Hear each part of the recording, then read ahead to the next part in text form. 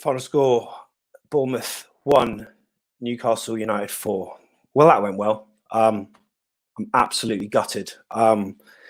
This team is going in one direction and one direction only. 3 matches that we've played, we wanted 7 points from. We have none. Today, when we were facing the North Stand in the first half, obviously different from usual, you're kind of wondering whether there are going to be any bad omens, but no superstition is relevant when you're playing Bournemouth. We were abject. We were atrocious. The performance was an absolute insult to supporters. The only saving grace was that we couldn't be there to watch it personally. The result went to the form book. We were technically bereft. The basics of football not being adhered to. The essence of ball to feet going completely out the window. And the first goal was reflective of a lot of the things we've seen this season. It was gift wrapped. I'm surprised we didn't put a bow on it. The second goal, the pub side would probably be a better place defending, standing and watching, putting a body between the attacker and the goal, simply outmuscling the guy. There was none of that. The writing was on the wall. 2 more in the second half, and then a consolation goal from someone who seems to care, by the way, of Dan Gosling. Throughout the game, it felt like we were playing a man down. We were incompetent. Look, let's face it, lads. The Championship is definitely calling us, and the Premier League, as a spectacle, at the moment, will be better off without us. We had 6 full days to train and get ready before this match. Newcastle had 2, a third of the preparation time. Yet they score 3 more goals than us. Team psyche, mentality is shot to pieces. Yet we're going to see the same sound bites after the game from the same players. It's vacuous. Where are the leaders? Because I'm seeing none out there on the pitch or off the pitch. Even the chairman of the club was pictured with a mask covering his nose and mouth. Truth be told, it should have been covering his eyes. It was absolutely shocking. It's going to be a bit of a therapy session for the next hour and a bit, and you're welcome to take part. Just go to afcbpodcast.com/take part, grab some headphones, plug it into whatever device you're on, and we'll see if we can get through this together. Are there any positives? Not sure there are. First person we're going to bring in. Well, we're going to bring in some regular faces by the way of Thomas Godfrey, Paul Kenwood, and also Morgan Scott as well. Paul Kenwood, I'll let you go first, mate. Why don't you just say what you think, Sam? That was a brilliant introduction. I don't think there's much left for anyone to say. Mate, I'm absolutely mate, I'm upset. I'm actually upset. You know the worst thing about it is that we weren't even able to go and watch it in a pub and get completely blathered. It's absolute ridiculous. The whole game.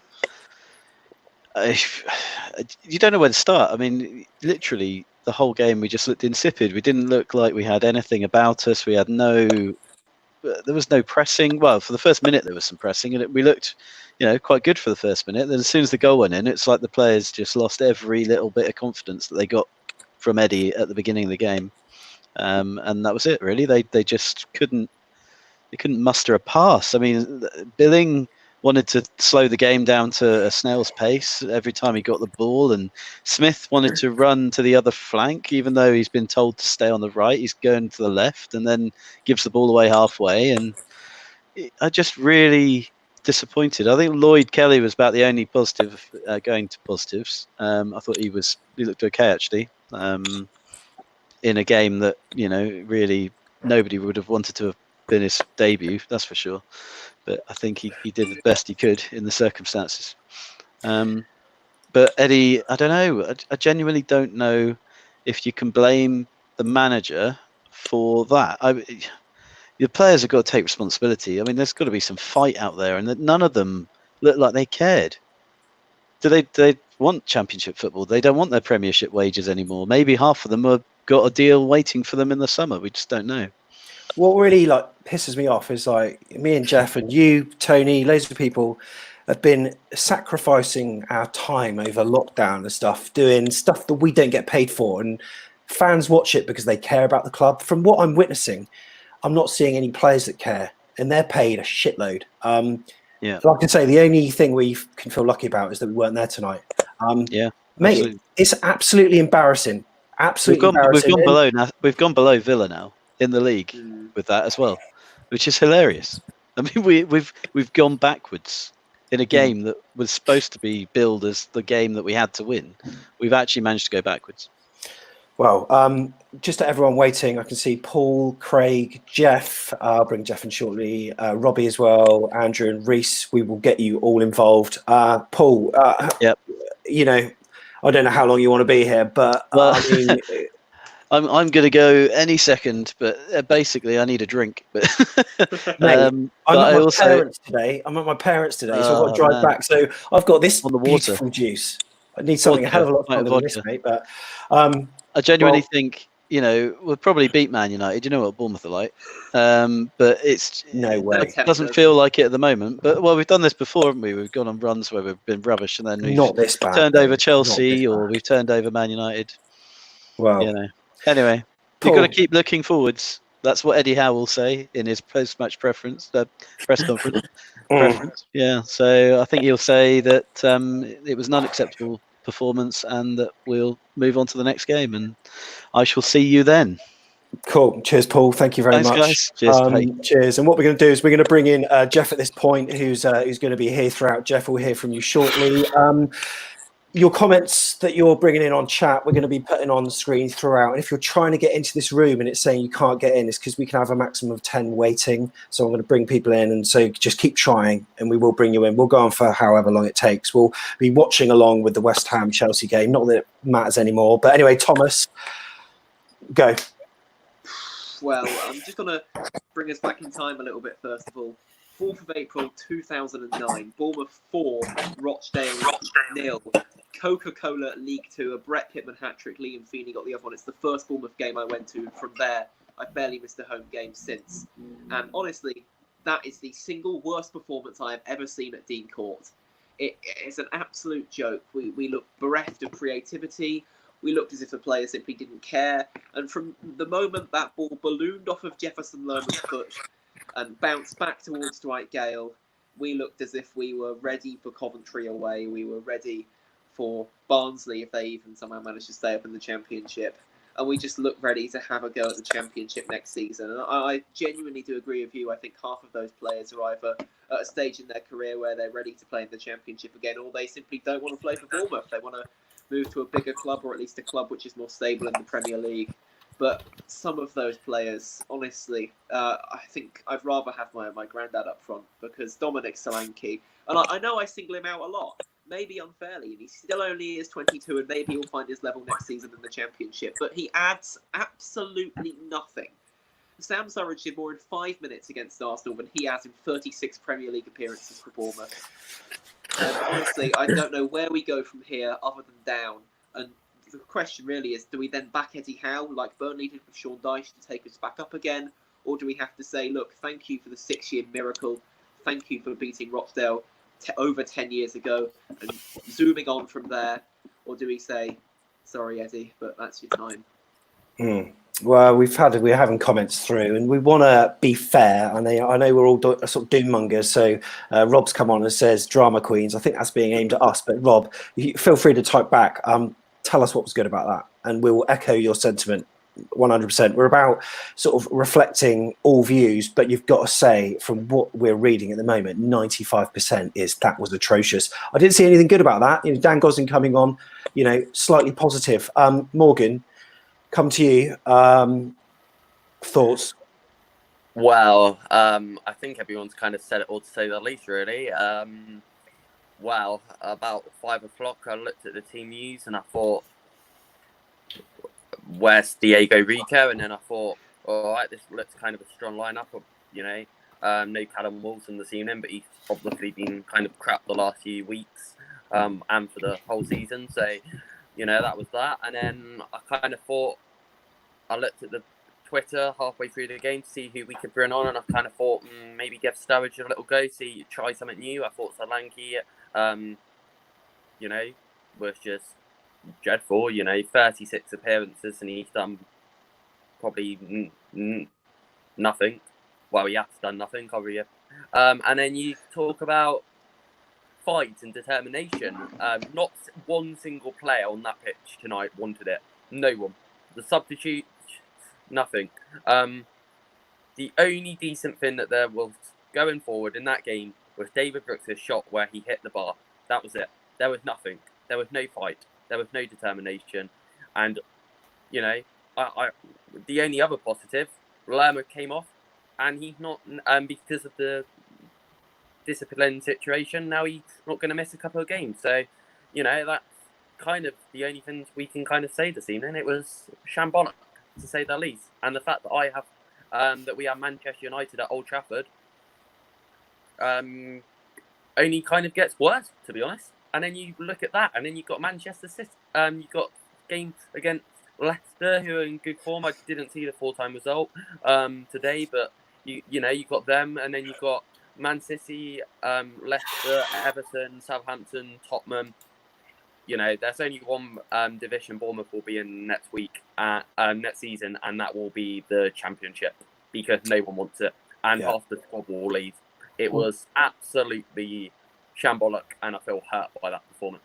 All right, Morgan, we're going to bring you in a bit later, but we're going to rotate it as much as we can. So thank you very much for now. And Thomas, I'll just come back to you quickly. I mean, what do we do next week? You know, is there anything you'd be doing? You know, chucking out the kids or what? I mean, it seems like they're looking like a team without any confidence at all. Yeah, we brought Sam Surridge back from Swansea in January, and the ambition was there, I think, is that we'd actually give him a chance. And so far, when he has had a chance, very briefly against Arsenal, he did put the ball in the back of the net. And quite frankly, that's something Dominic Solanke just hasn't done. So I think we've got to play Sam Surridge. We've got to give him his chance. And other than that, I think it's just a case of pray, because I genuinely do not see us getting anything next week at Manchester United. They've looked superb since the restart. Bruno Fernandes has transformed that side. I think in a way, maybe we do need the cultural reset, the attitude reset, and the quality of football reset of the Championship. And if there's any positive to take from the fact that we are hurtling down towards England's second tier, it's that last time we were there, we won it.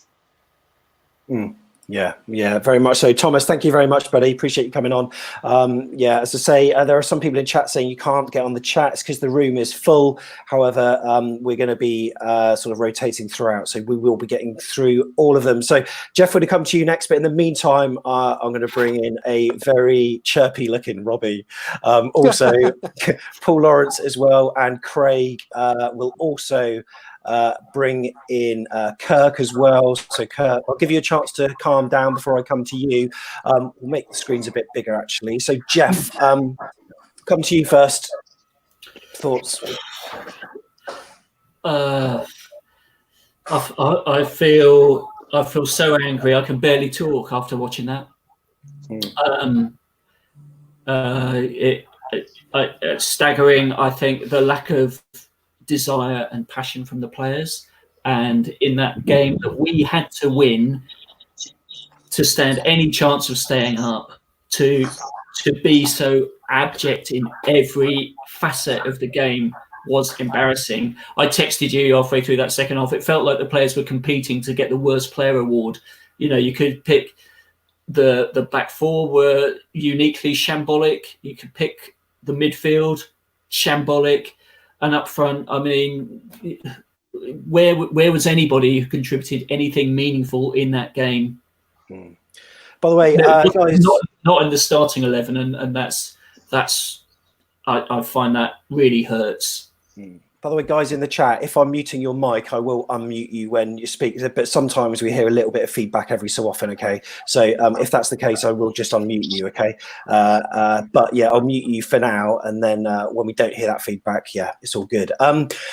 Jeff, it was a shocking performance. And yeah, like you say, it actually upsets me that we can be so pedestrian in such an important game. I mean, we've got to say credit to Newcastle. They were really good.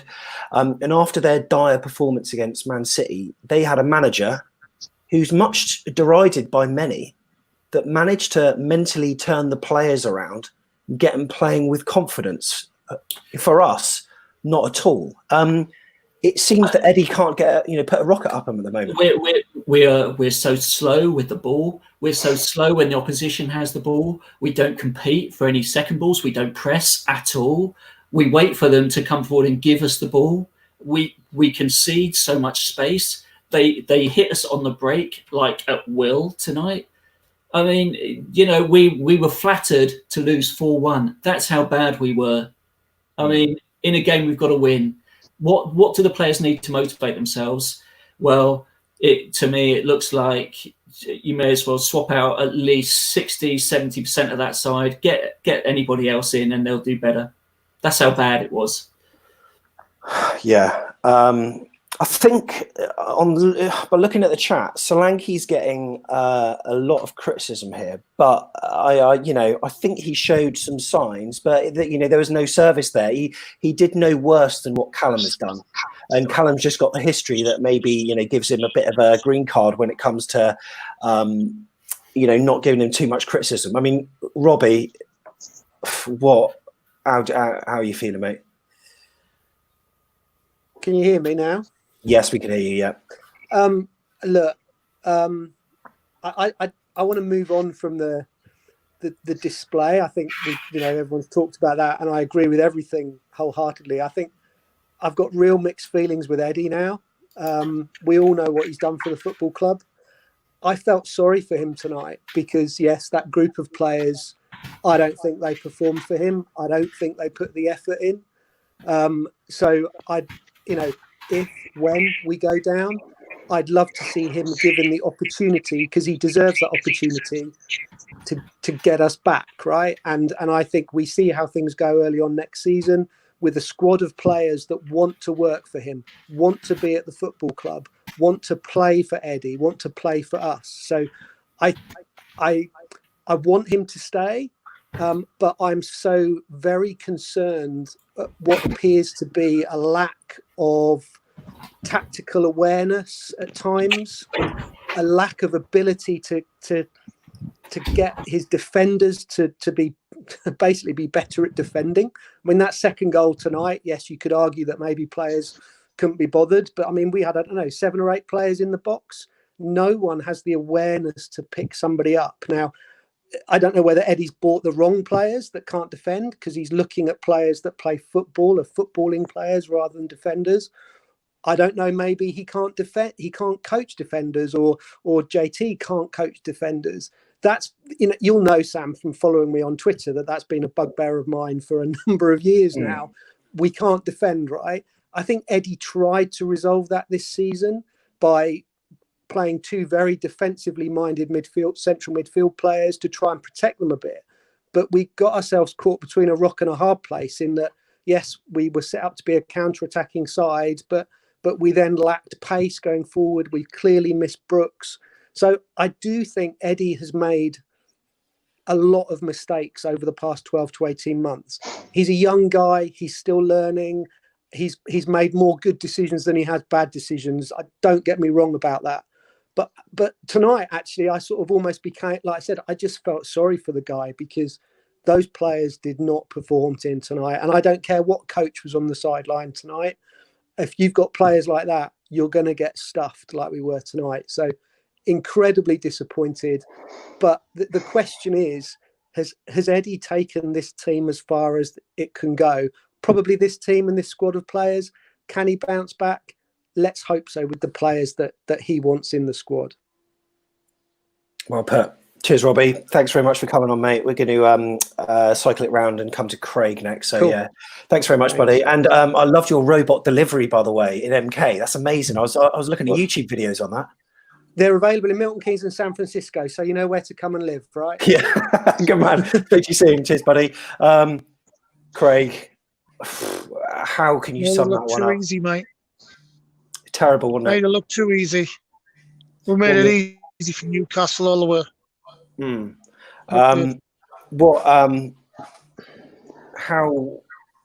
do we go from here?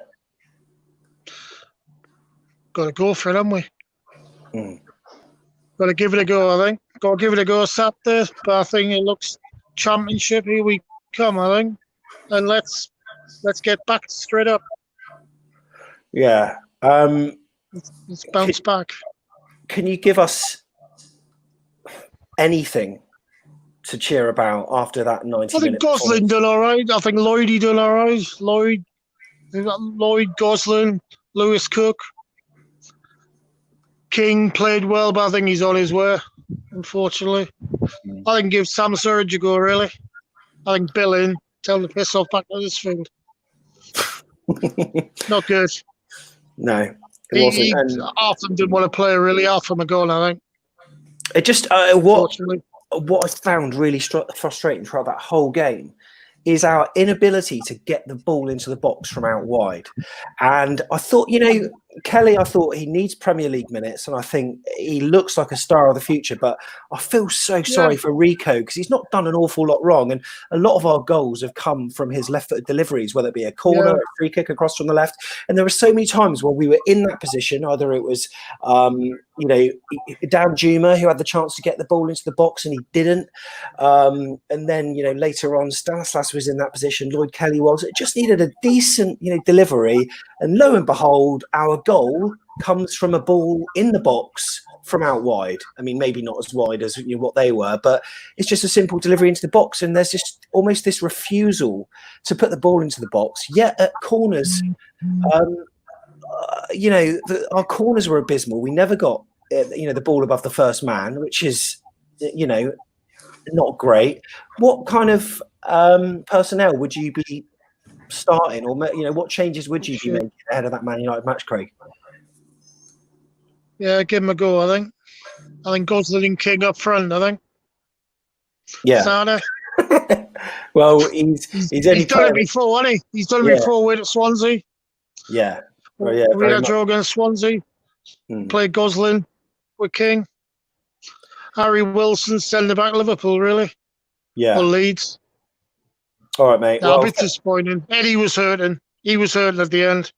I think you could tell. Yeah. I'm not going to watch any of that stuff until tomorrow, I don't think. I'm going to just give myself... I'm going to somehow look at Twitter and put out... We just got to pray that Chelsea get the result, really, tonight. Yeah, if they win like 10-0, maybe, that'll be all right. But anyway, Craig, thank you very much. Chelsea. See you, buddy. That. Cheers. Thank you very much. And we've got Keelan Al. Hello, mate. I can see you rating there. Reese as well. Louis too. But Paul, I think you've been waiting the longest, and then we'll come to Kirk. Jeff, you can see how upset he is. But Paul, from Florida, you were watching that, and I bet you were excited, thinking Newcastle United winnable match. We all had it on our fixture calculators as a dead cert 3 points, and we didn't play like it, like we wanted it, did we? At all. Yeah, I'm oddly less angry today, probably because I saw it coming. It's a weird feeling tonight, I must admit. I wanted a 4-4-2. I called it. I wanted a 4-4-2, but then when I saw Newcastle, the way they were set up, I was really concerned that Eddie would not adjust. You could see within the first opening exchanges that I sat in our 4-4-2 and them having the extra man in the midfield, it was going to cause us real problems. And here in the US, the commentary was talking about confidence versus tactics and how that was having the bigger sort of impact in the game. I really argue that Billing and Lerma together in that 4-4-2, that midfield system, that does not work when they're a man down in that midfield. And I think Eddie tactically should have adjusted probably when we went 0 down. I know it's a mistake that's led to the goal, but you could see the problems we were having early on, just playing out the back. I personally think one of the criticisms this season with Eddie is that he doesn't seem to adjust tactics in game. He'll wait half time. Well, we were 2-0 down by half. Can we be braver and fix the shape? Even if that's a really drastic thing to do, but at the top level, some of the top managers, they are adjusting their shape within the first halves. So I was concerned with the system we were playing. And again, Cook and Ake, that's the worst I've seen them as a pairing for a long time. I think the goal that stressed me out the most was the third goal. Couldn't get close, looked really leggy, a lack of urgency to press the ball, and Cook again just looking like he's not really playing with any confidence right now. Players definitely have the least amount of confidence I've ever seen. And I'm right with what everyone's saying right now. Eddie Howe at the end of the game, that's the lowest I've ever seen. He looked so low after Wolves, but after that game, you could see that almost he doesn't have the belief in his squad anymore, and he's just really let down by them. He's not angry. He's just really let down. He's a little bit confused and miffed on what's going into it. And I think you said it right, Sam. When you talked about us having 6 days, that's really sickening to think about how fresh we should have been. But again, I think we were tactically set up wrong, Sam. I really do. I think Lerma and Billing were in trouble from the get-go. Do you think that maybe he's lost faith? If that's true, do you think he's lost faith in his squad because his squad may have lost faith in him?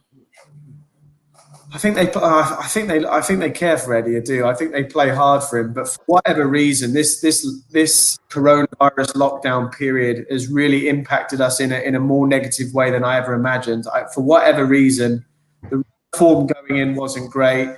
And we've come back out and we've gone into a real casual, laid-back sort of non-relegation zone mode. I think we should have come out like we were in real trouble rather than coming into this situation sort of casually trying to play our normal brand of soccer. I would have personally liked to see us change our approach to games, and it hasn't really happened. In fact, I don't really see any plan whatsoever from the way that we're trying to play right now. Kirk, we've been speaking about how important it is for the players to show the battle that they're in, and you just wouldn't know it, would you? You wouldn't know it. That was like 11 players that have never played together before. That was. You could criticise that team from bottom to top. You know, I criticised Steve Cook since we've come back. You know, if you look, I encourage people to look at that first goal on the slow replay and how he just looks at Dwight Gale strike the ball. Why are you not throwing your body at that ball to stop it going in?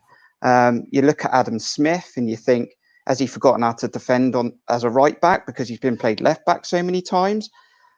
I mean, Steve Cook let Neto just run straight past him last week, and Smith's just admired St Maximan do a few little step overs and gone, do you know what, just go round me and put it in the box. You know, how easy have we made this game? We've made a Steve Bruce team look exceptional, and they played well, but we've made them look exceptional. And I've never seen a team that every time a mistake is made, there's no accountability in that 11 today. How many times you saw a player point at another player or put his arms out and blame another player? You know, instead of Smith going, you know, I just let him run past me. You know, everyone's blaming each other. The cameras go on to each player. No one's smiling. No one looks like they want to play for the club. For Eddie, I've never seen a team that just looks so uninterested. I mean, Brooks is probably the only one. He was trying, and he's been out for a year, you know, and he was probably the only one that was trying out there. But defending wise, it is just poor.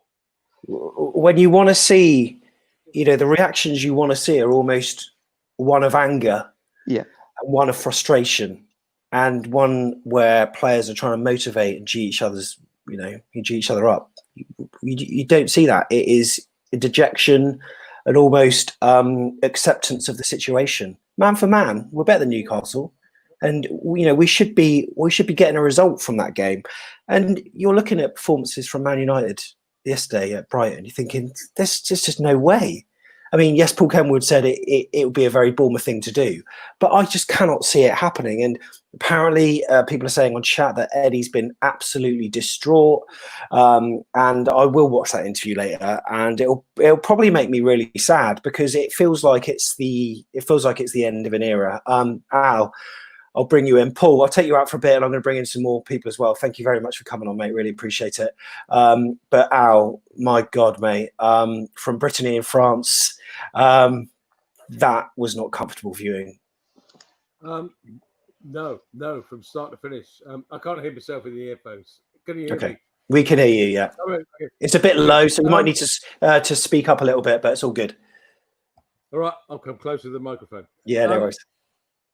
God, it was poor. And we were one down in 4 minutes, and the depression started straight away, didn't it? It's very, very difficult at the moment. And I don't think there's any way out of this now. I'm sorry. I'm going to call it. I don't think there's any way out of it. Pressurising Antonio Rudiger. We're just muting mics, by the way, because there's a little bit of feedback coming through. I'm bringing some people in. So Daniel, I can see you waiting. We've brought Keelan in as well, and Jamie. But I mean, Al, tonight is surely a night for red wine and just forgetting all about it, isn't it? Because there's not much solace in that. Vodka. Let's look at the fixtures that are left. It's bloody tough. It's bloody tough. And I think tonight was the nail. And there's no way out of this now, I don't think, because we're not going to win at City. We might nick a point at home to Tottenham, and we might nick 3 points at Leicester. That ain't going to be enough. We are talking now 35 points, and we're not close to it, are we? No, not at all. It's just annoying when you're so excited about kind of watching everything and thinking, this is going to be the match when we turn it around, and you get treated to a performance like that. And what I say in my opening monologue, I felt a bit like Adrian bloody Durham, saying all that, but I'm not trying to provoke a reaction from people. I'm just trying to explain how fucking annoyed I am at like the real simple things not being right. Passing the ball to feet. I mean, that first goal was reflective of our season as a whole. It was gift wrapped, and there were so many errors during the game. I mean, Lewis Cook, when he came on, I thought he had a bit more energy and bite about him, but he was still misplacing passes. I've never seen Adam Smith run across a pitch so many times. He needs to be running up and down, doing lengths, not widths. It's bloody scary. And individually we can tear into players. We can. But there was not much right about the team and the way it's set up. Nathan Ake was, again, fairly strong, but he indeed had his moments. But Al, sorry, you're going to say something. Yeah, sorry. Yeah, the collective has gone as a group, and it's not there. It's not available. You can see it. It's there for all to see. Yes, we scored a goal in the last 2 minutes. Yeah, great. I don't think there's another victory. This season. I'm going to be absolutely honest. We'll have to take what we've got. All right, mate. Thank you very much for coming on, and appreciate and try to enjoy your evening if possible, mate. It's going to be impossible, but give it a whirl. Thank you very much. Jamie. I don't know if you can hear me, but if you can, go for it. Oh, it's just a team that is devoid of any confidence, any belief in each other. In all compartments of the team, there's no cohesion. I tweeted before the game, I wasn't happy with the selection in central midfield, because time after time we've seen those two play together and they just can't. Neither are particularly great on the ball. I don't understand. I know some fans were calling for 4-4-2 to go for it and sort of things, but I feel like that's more based on what we used to do in the past, where whenever times got hard, we used to bring back sort of Pew on the left side with Daniels, and we'd always, when push come to shove and there was a game at home that we really needed, I know in there now makes a difference. It does, because the players have to lift themselves and it's hard when they're down on confidence, but we always used to revert back to that. And I think Eddie in his team selection had that thought of like, we're going to get those combinations down the wings, but the thing is that this team doesn't play like that. This team doesn't have those strengths. This team today, I think Paul, who was on earlier, absolutely summed it up. It was obvious from the first. Obviously Lerma made that stupid error, which he's fine to receive the ball. He's got 5 yards of space either side of him. It's just an individual error. Tactically, you can't do anything about that. That's just an individual low on confidence, and he probably shouldn't play the next game because he was poor against Palace as well. Better against Wolves, but poor against Palace, poor tonight. Is a team devoid of confidence and is a team that's looking like it's going to go down.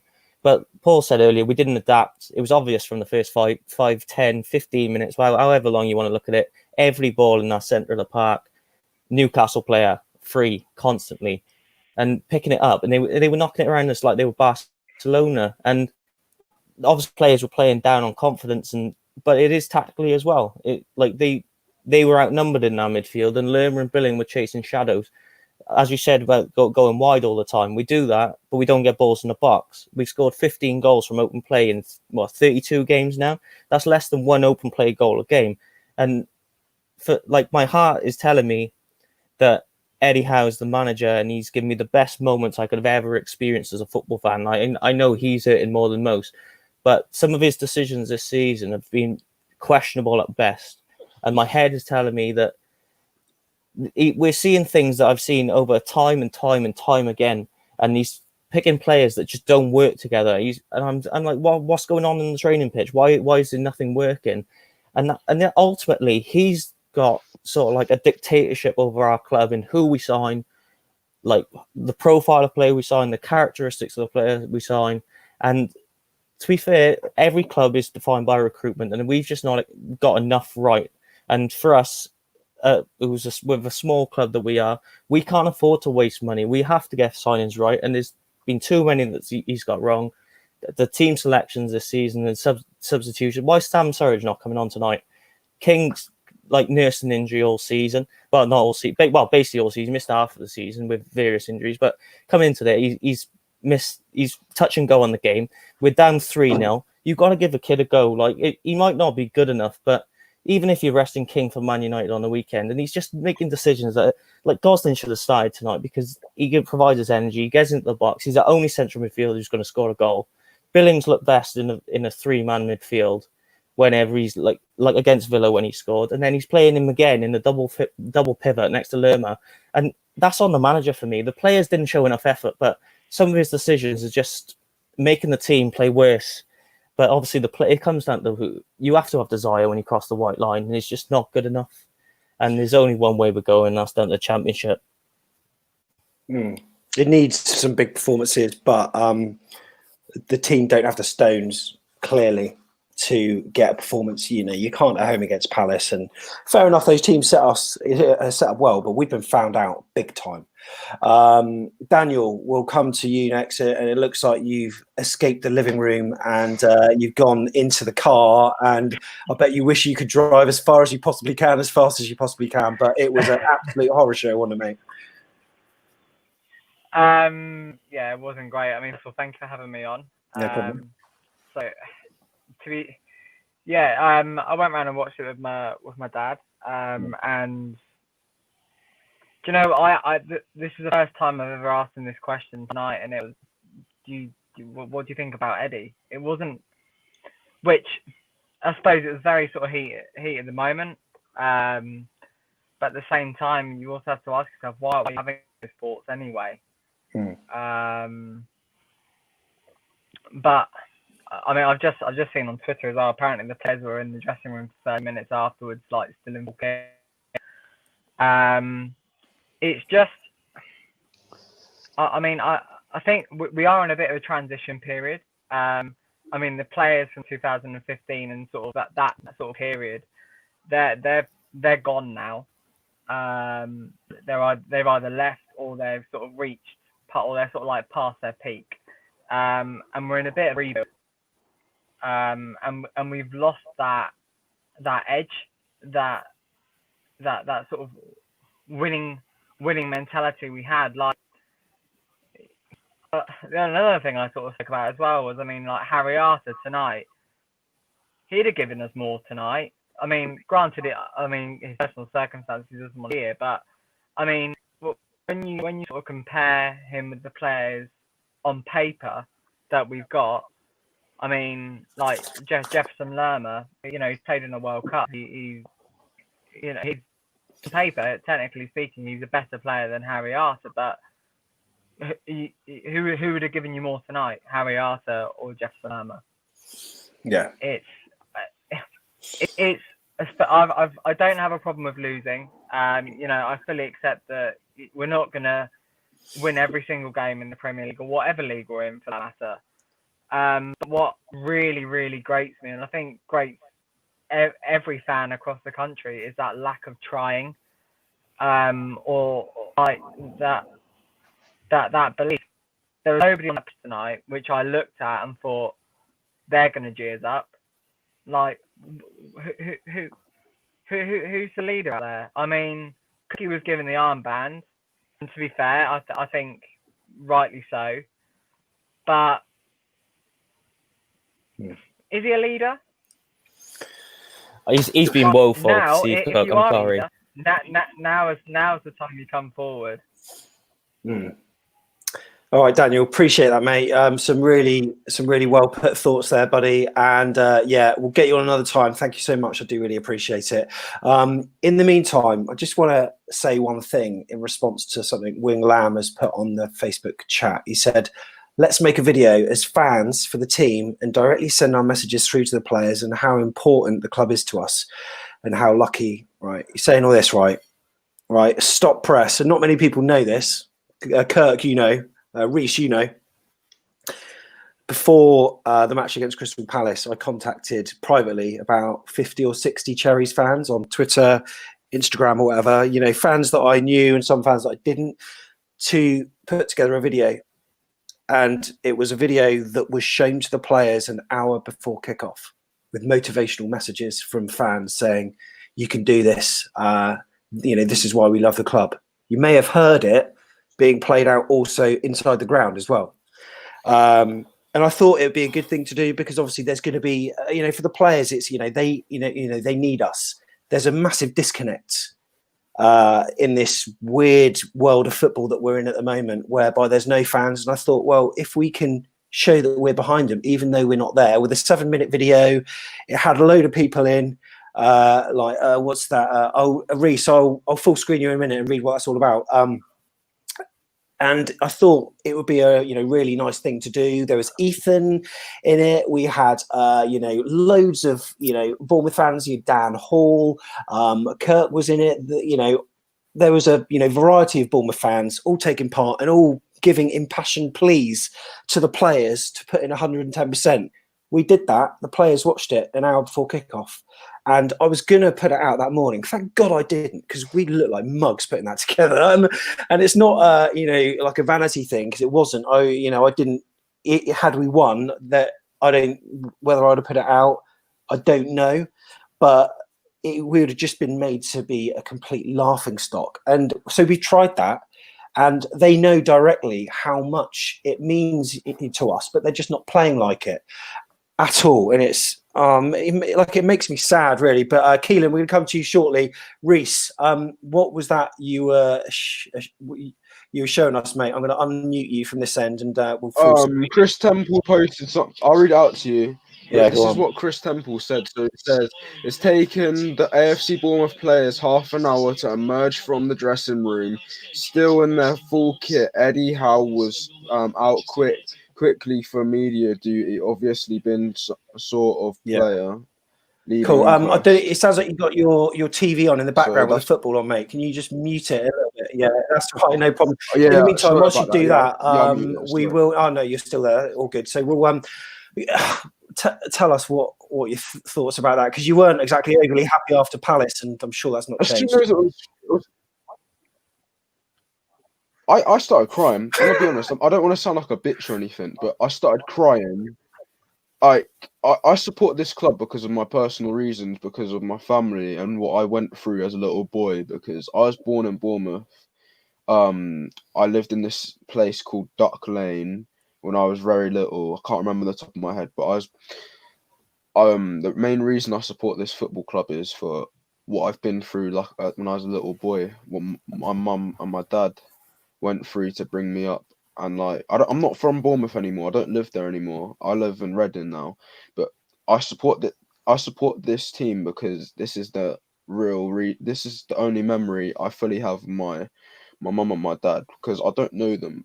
I really don't know them, and that's the reason why I support this football team, so I can remember my mum and my dad, and the reason why I was born and everything. Like, I can't see us stay up, like I don't want to start crying, but I've always like all the players, they've got so much talent, I don't.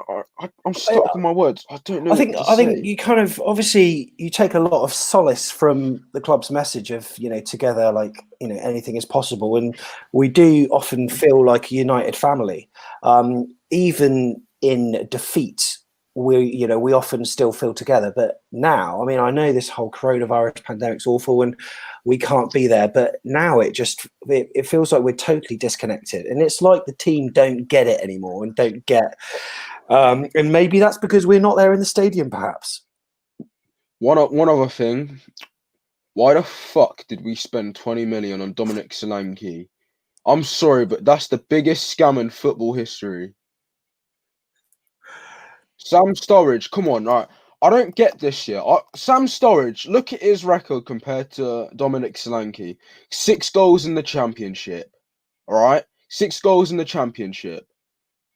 What has Dominic Solanke? He's only scored one league goal. One league goal, and that's it. Why? Like, Josh People players don't even give a shit. Like, I'm looking like Diego Rico, but Diego Rico, Nathan Ake, Jack Stacey, Steve Cook, and I don't understand what Eddie's thinking. Like, I love that guy. Like, that guy is amazing manager, but his decisions are so fucked. Like, we've got so much talent. I was so optimistic. I'm always optimistic. I'm always happy. I like each match. My friends take the piss out of Bournemouth. I just say, well, we're going to prove you wrong. I'm always happy. I'm always happy for the team. I'm always optimistic. I'm always like backing the team. But we're going down, mate. As much as I hate to see it, as much as I hate to be positive, well, I hate to be positive, hate to be negative. Yeah. I don't see anything. As a Bournemouth fan, I've been supporting this club since I don't mean to sound like a plastic, but I've been supporting this team since like the 16-17 season, since I fully went into football. And like I use football to escape from my private life, for what I've been through in my whole entire life. I look at football, like all these results, impressive results. I look at that, it makes me happy. I shouldn't keep football it's true. Rely on my happiness. Mate, it's true though. And as Neil Dawson said on one of the very first live videos we did, football, is it's a drug, and every drug provides a release. So when the goal is scored, you feel that euphoria and that excitement. But when you see the team not creating the chances, and just the look on their face. I mean, look, mate, I thank you for saying what you said, and I hope the team managed to watch this, because that's pretty emotional what you said. And I'll send you a message privately on Instagram after this, mate, just to say thank you, because I really appreciate it. Before I go, the positive, what made me happy and screwed you're my joking, mate. Have they? No, 1-0 West Ham. Yeah, 1-0. Suchek, I think. There's a team with fight. But anyway, sorry, Reese, carry on. Before I go, the only positive I see is Dan Gosling scoring. Like that made me scream my head off. Like, I know we didn't win, we had no chance, but we've scored a goal. Isn't that a bit of fight? Isn't that like a little spark? Like, let's say, I'm gonna use this metaphorically. Let's say, look at Star Wars, look at Revenge of the Sith, how all the Jedi died, and then Luke and Leia were born. That's like the little spark. And Dan Gosling scored a goal. That's like the little hope. That's the hope. Yeah, Reese, thank you very much for coming on. I'm going to message you privately after this. But there's some light at the end of the tunnel, because living in Reading to watch Bournemouth next season, it's only a short trip to the Majetski Stadium. So well done, mate. Thank you very much for coming on, mate. Really appreciate it. I'll chat to you in a bit. Keelan, we'll come to you. Just unmute you for a second. You've both been stood there nodding at what a lot of people have been saying. Sorry, what are both your names there? I'm Keelan. Oh, there you go, lad. So, go for it. Thoughts on what you've witnessed today? To be honest with you, I don't think there's any grit or fight in the team anymore. I think when Bournemouth used to play the best, it's getting the balls in the box and like just overlapping, and it seems dead now. It's just not a lot. Solanke, I can't. He's so bad. His touch is terrible. He makes no runs, and to be fair, we get no luck, so that doesn't help either. He had that chance early doors, didn't he, where it sort of fell to him almost fortuitously, and he sort of stuck a leg out, and it went miles over the bar. But do you think that he gets? Do you think his stick is unfair, given that we were all, jumping for joy that Callum Wilson was going to be out for 2 games? Yeah, I think so. I think with Solanke, I'd like to see him starting as the leading striker with somebody behind him. He's played there for England at a few different levels. I'm not sure the number 10 suits him as much. He's not the most intelligent on the ball. Playmaking. Yeah, I'd like to see Brooks in behind him with Solanke up top. Yeah, your microphone's a little bit quiet there, so you just might need to speak up a little bit or bring the device a bit forward, a bit closer if you can. Can you give us any crumbs of comfort ahead of the United match at the weekend? I mean, what can we do to get something out of it? Because putting the players that you got out there obviously isn't the answer. Is it a case of blooding these kind of players like Sam Surridge that have got something to prove? I think, switching it up, stop playing around the back and try a new style of football. It seems to go Ake, Cook, Ramsdale, big smash, and we've lost it. There's no in between. I'd like to see a change of players as well. Give Rico a chance.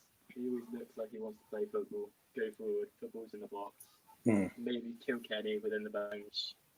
He's looked good in pre-season. There's videos in training that show him doing well. Just mix it up a bit. Yeah.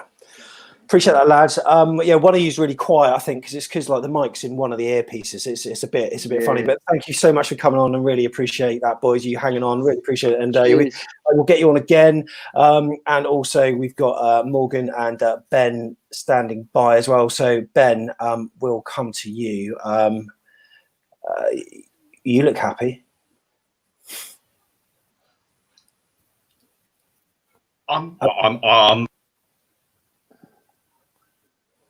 Your audio this week a lot. Oh no, we can hear you again. Sorry, you were intermittent then, but go for it. We'll try you again.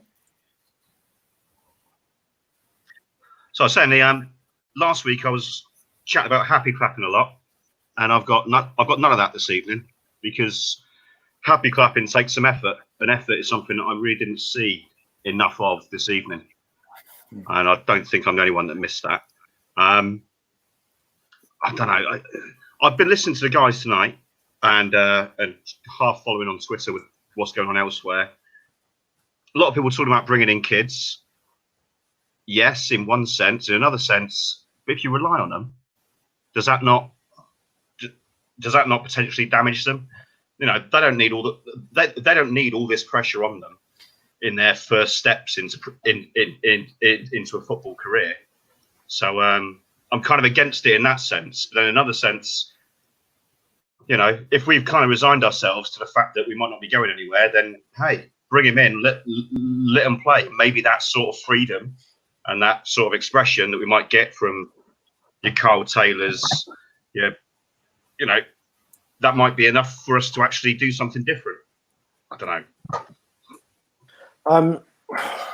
At what point do we? For me, you've got to play Surridge, don't you? Go on.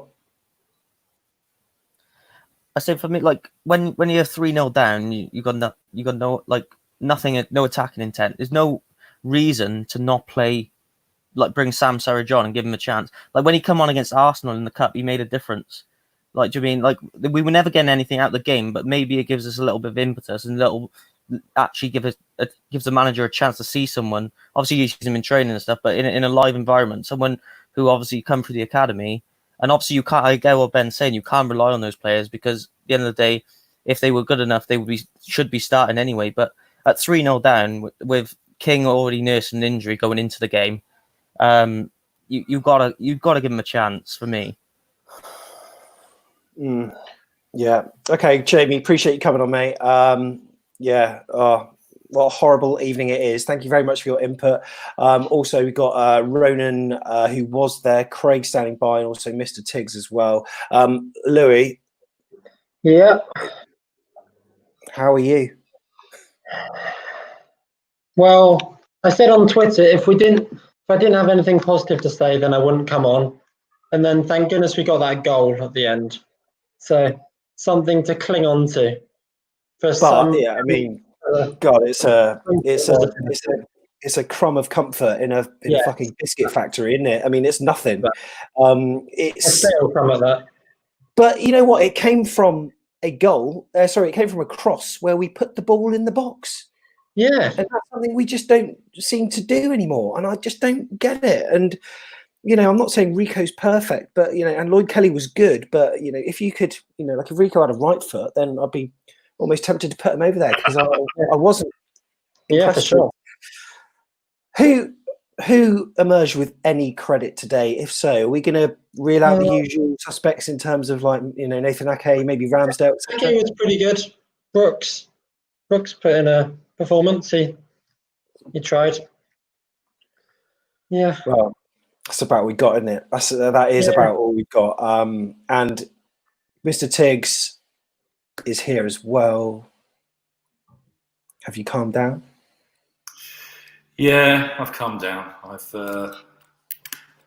think some of those players will do a great job in the Championship, no doubt. But this evening was so frustrating. I think the thing is, for me, and you interviewed me after pretty much every game, Sam, some home, some away. And maybe some people would say that I'm a bit of a happy clapper, and I'd always say, let's get behind the team, let's get behind the team. Can't though, can we? It's absolutely pointless. And that's the thing I hate, because you're watching the game. I'm shouting in my kitchen, well, Nathan Ake can't hear me. So as a supporter, I don't feel like I'm supporting my club at the moment, which is really hard. So it's just up to them. And I listened to Chris Temple interview Eddie Howe after the game. And I'd urge supporters to go and listen to it on Twitter. But Eddie said it was a difficult evening. He said it was a poor goal to concede, a bit like Palace. And he said that he thought you picked a team that would attack. He said it's a head scratcher, and he needs more work to get them to play freely. And then this is the bit. He said, "What does that even mean?" I think it means to take risks. I think it means to take risks. But you can't take risks if you can't pass the ball. So he then said this. He said he's worked with them all week, because Chris asked him, give us some hope. So he's worked with them all week. He said the quality is there. He said the spirit is there. He said the determination is there. But he said he hinted towards them lacking the mental ability or capacity to deal with playing in an empty stadium. Well, that's it now. All we're going to be doing is playing in an empty stadium. If we can't turn it round in 3, we're not going to turn it round in 7, are we? So that just left me feeling deflated. I was deflated anyway. I'm like doubly deflated now. I don't even know what you'd call it. Underground.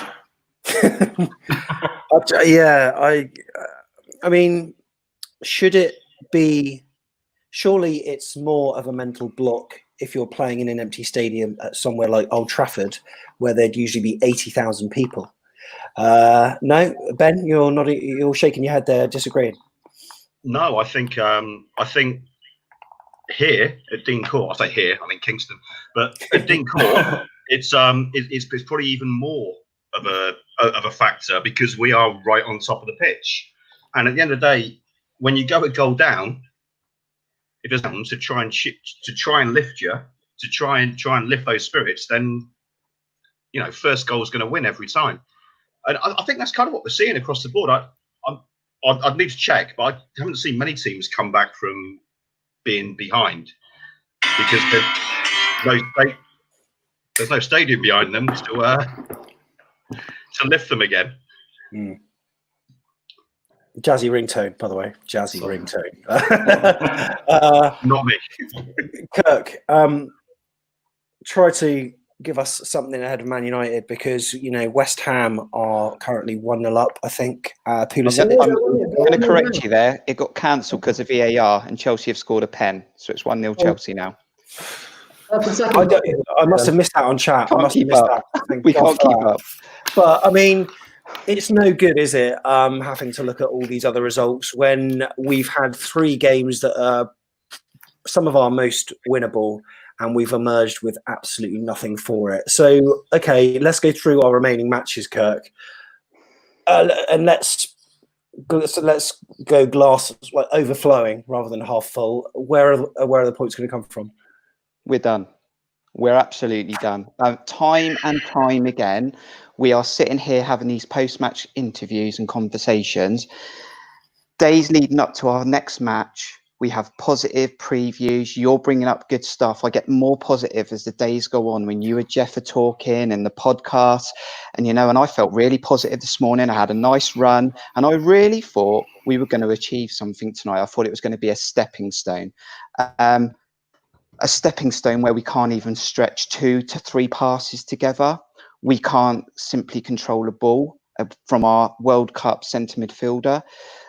We've got the ball in their half, and we're in and around their box. And then, like you said, instead of putting a ball in, we're tippy tapping around trying to nutmeg players and 1-2s. And we're not Manchester City.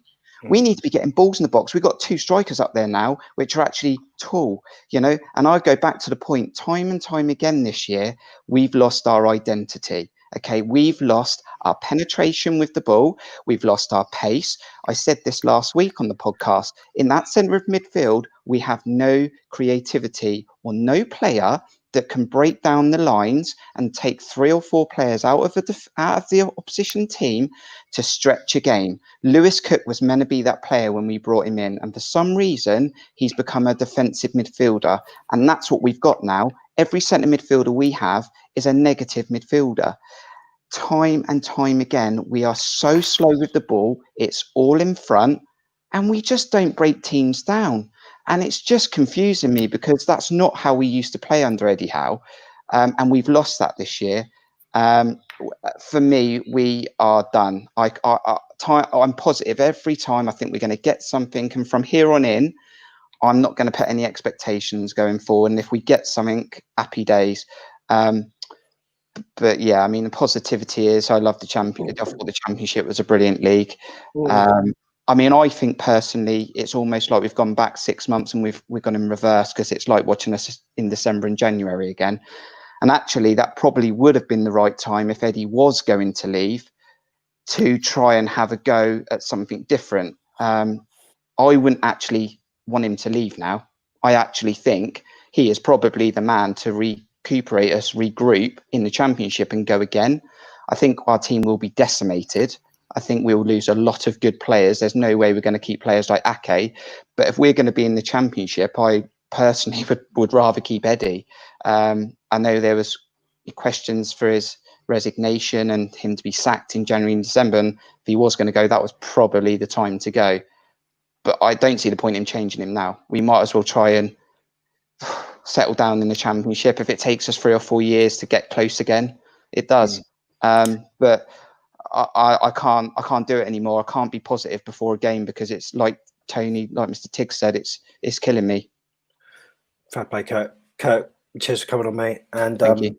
Yeah, nice one. All right, buddy. And as a podcast, Tony, we sort of do a lot of stuff together and like funnel forecast and do the post-match interviews outside the stadium and chat a lot over WhatsApp. And as a podcast and YouTube channel, we feel a little bit of responsibility of instilling some like positivity, because we're not bloody like Arsenal fan TV or any of that stuff. We just want to give a true reflection, but this is how it is at the moment, and I'm almost done with being, positive, for the sake of being positive, of like, giving people hope or whatever, because there's no point when you're greeted with performances like that.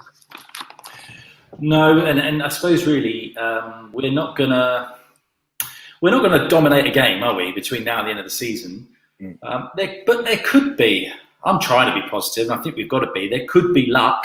There could be something crazy happen. A dog runs onto the pitch or something, and injures someone, and then we get a penalty. I don't know. Something crazy could happen. I'm being a bit dramatic, but I think it goes down to really, we look back on this season and we'll look back on Eddie's attempt to change this team, probably the last 2 seasons, to something better. He is aspirational. He's decided to stay with Bournemouth. He doesn't want to settle for where he can get us to. He wanted to change the system, take us up a little bit further, be a bit more adventurous. And it's sort of bit him in the arse, really, isn't it? That's what I feel. Agreed. Tony, appreciate you coming on, mate. Thank you so much, buddy. We're going to bring in other Cherries. Steve's waiting by, and Ben, we can see you there, as well as Salvatore. Oh, mate, I don't know what time it is in the morning for you, but we'll bring him in from New Zealand. But we'll bring Ben in the background. And firstly, though, Steve, I'll come to you and try to sum up what you just witnessed tonight. Can you hear me all right? We can, yeah. Well, I think firstly, my main concern is for Jeff. Has anyone seen him after he fell off that chair? And I think I think he was last seen walking down the A338, all despondent. Yeah. He did send a message on the chat saying, I've had enough, I'm off, but I'm not sure if he realised that he left his webcam on. So yeah, difficult times, but he's not too great. But yeah, sum that up tonight, mate. It is, mate. I'm gonna go back to something that I think Jamie pointed out earlier. I think our recruitment this year has been awful. Some of these players, and I know we've tried to keep positive about them and say, they'll come good. Solanke, Billing. I know you lot kind of like Rico, but I don't see it myself. Yeah. I think he lacks pace. He's got a good left one, no doubt. But I think that's all he brings. And Eddie seems to have not, he hasn't got any cohesion with the team. He's not. There's no partnerships around the pitch. We used to have the wing partnerships with Pewey and Daniels. We don't have that anymore. The partnership in the middle, as we've said before, and people have pointed out, it just doesn't work. That Billing and Lerma thing, it just does not work. There's no creativity there. It's so defensive. We just lose all our attacking impotence. No striker's going to thrive off that. Yeah, it's our identity has been lost, and as much as teams like Burnley get absolutely rinsed for their style of football, they're scoring goals by doing the basic things. And one of the things they do well is just getting the ball into the box, and their strikers feed off it. And lo and behold, the one time we score, but the 90 minutes before that, we seem to just not want to do it. Ugly, yeah, but Burnley play ugly football. We all know that. We've all seen them down at Dean Court, and it's not nice to watch, but it's effective, and it does them, and it gets them points. And at times, through history, we've had that. We've had the likes of Fletch up there. We've knocked long balls into him, but we haven't got that plan B now. We just, teams have worked us out. They know how to play against us, and we offer nothing as a plan B. And unfortunately, I think that's just our downfall at the moment. Have you resigned? Yeah, go on. Go on. Well, no, I'm trying to find some sort of positives. Yeah, I mean, have you resigned yourself to thinking that we are going to go down now, or have you still got a little bit of hope that we'll somehow pull a result out of the bag at Old Trafford or something like that? In all honesty, no, I'm with Kirk. I think we're done. Unless he changes something and tries something different, brings in, say, Surridge, mixes it up a bit, it's not going to work. Keep carrying on like that. We're having this, I've listened to this every post match, and we're having the same discussions time after time. Well, you guys are. Do you think that we almost too often look to these other players thinking, maybe they're going to bring something, but ultimately when they are involved, we may not be any better, and we'll be saying, well, we should bring in someone else. We should, there's always someone else off the pitch that's better than who's on it. Do you think it's mainly just I the get system that, he's set up that is just not working? Well, yeah, I do. I think he's very rigid in his formations. He doesn't like to stray from his tried and tested one or two formations. And as I say, I think we've been found out. People know how to play against us, and they set up to hit us on the counter attack, which is what we used to do to other people. We tried that playing out from the back earlier on in the season. That didn't work. We didn't have the players to play that way. I don't think they're not that good. We're not good enough. I'd just like to see some of that link up, those partnerships again that we used to have around the pitch, and we just don't seem. We seem to be lacking with those down the wings, through the middle. It's just, change it up, Eddie. Just try something different. Yeah, we've been, lucky. I mean, in the last number of years, we've been very lucky as Bournemouth fans, and we've been treated to some excellent, football. And Ben Phillips, who I'll bring in now. You've been in there like season ticket holder at AFC Bournemouth for many seasons, and you've experienced some unbelievable times. And there's not been many bad parts of your support the history of AFC Bournemouth, but this is pretty damn bad, isn't it? Oh God, honestly, I can't. I'm lost for words. Honestly, like we've had 2 shots on target in the past 3 games. Like that would be disappointing for one half of football, let alone 6. Like, honestly, I don't think the players realise that if we do get relegated, no clubs will want them. So they'll have to go to a team like Accrington Stanley and maybe play on the subs there. Yeah, writing does look on the wall somewhat at the moment. But who do you think we could feasibly keep hold of if we do go down? I reckon Dan Juma could stay, seeing as he's only been here for a season. Steve Cook will probably stay. I reckon Ramsdale, probably Rico, Smith.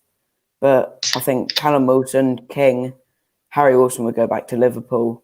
I reckon Lerma might go. Billing might stay. But yeah, we're gonna have to almost start again. But because there's just nothing. Where do you think it went wrong today? I think just the players didn't look like they wanted it from the beginning. Like as soon as Dwight Gale scored in the 5th minute, we just looked completely lost. Like there was no cohesion in the team. There's no chemistry. Like when we play our best football, we're running up the wings, overlapping, getting balls in the box, having good chances, but we just haven't had any of them since the restart, and it's just killed our confidence. It is. Sean Barker Salvatore, founder of Back of the Net. What time in the morning did you have to wake up to watch the debacle today? Well, good day, everyone. In a stroke of genius, I misread the Google fixtures, and I thought it was a 7 a.m. start. Kids woke me up at 6. I go on to Twitter. I was like, an hour to go. There must be the team sheet, and it's half-time, and it's 2-0. So I managed to miss the first half. Yes! Well, it was only 2-1 in the second half, so you certainly watched the better half of football. But, I mean, when you switch on your phone to see that scoreline, I can imagine there was a lot of expectation before the game, and your heart just must have sank as soon as you saw that scoreline. Well, I guess that's the problem. I don't know if there was that much expectation. Like the reality of that was the problem with the side is you don't feel that there's the hunger. You don't feel there's that fight. I genuinely didn't think this game. It's the biggest game we've had in 5 years. I think all the fans felt it, but I didn't see that on the pitch. And for me, it's like.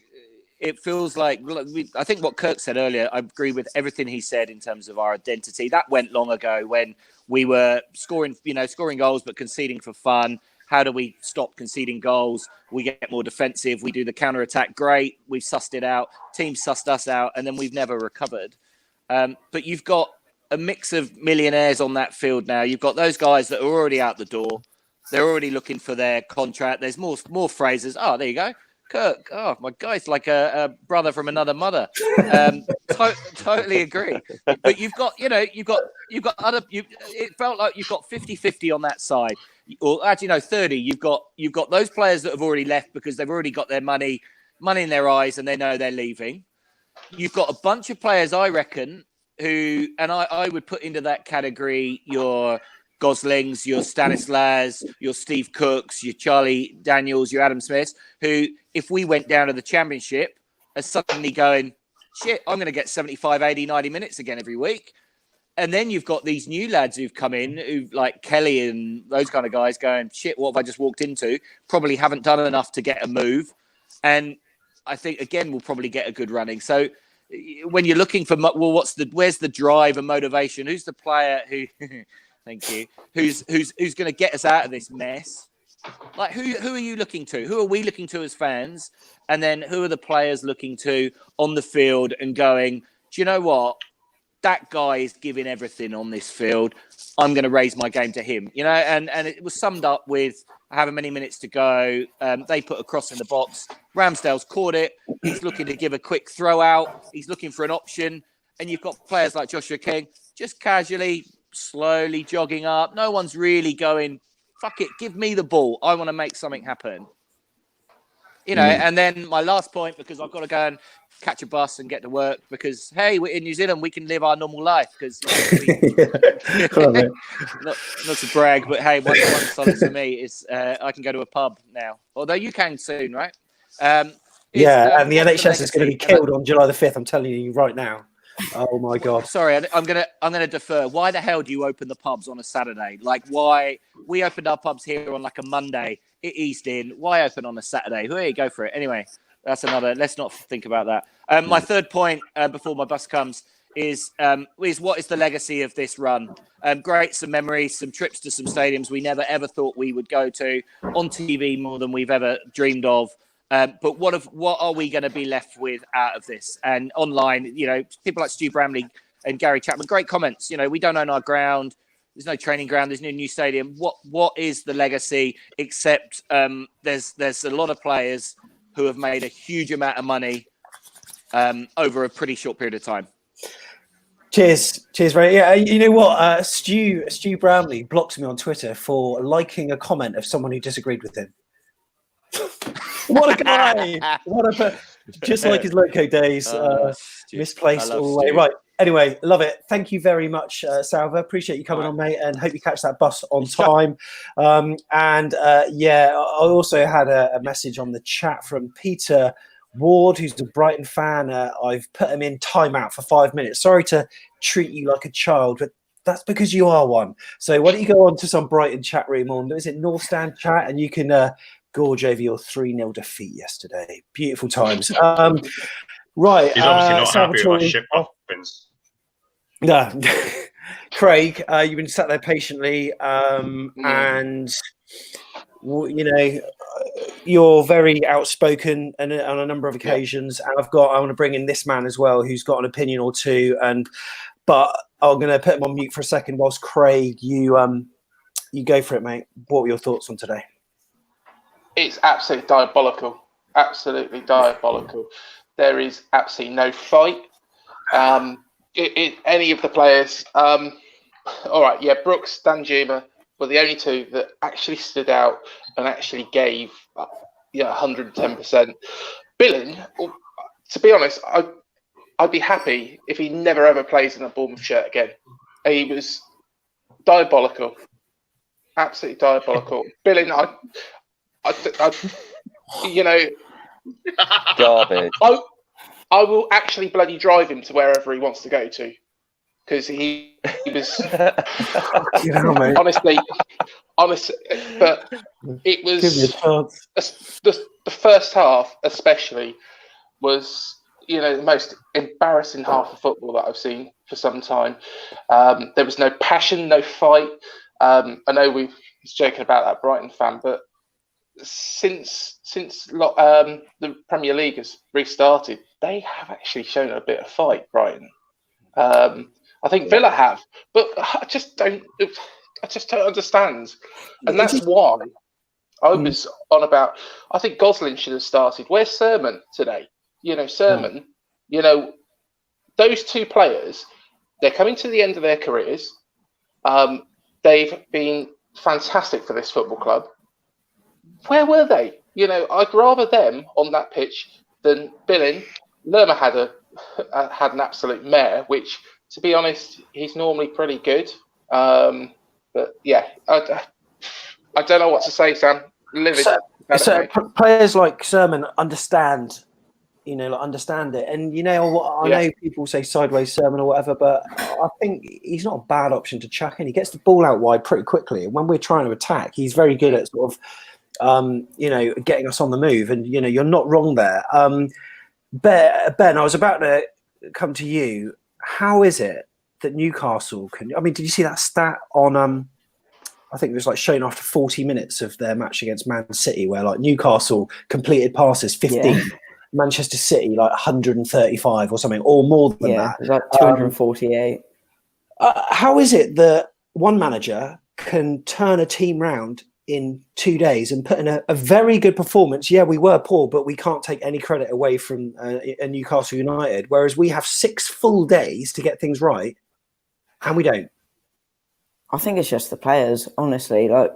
Because Newcastle, they're obviously a bigger club than Bournemouth. They want to stay in the division. It looks like their players want to stay in the division more, and they want to push on to maybe get Europa League top half or whatever, and kind of get to the levels that they were 10, 20 years ago. But whereas us, I think half of the squad's just ready to move on, and they don't really care if we go down. And I think that's almost a bit selfish that there are 15,000 people that pay to watch them every week, and they're just worrying about their own careers, getting their money, and just moving on.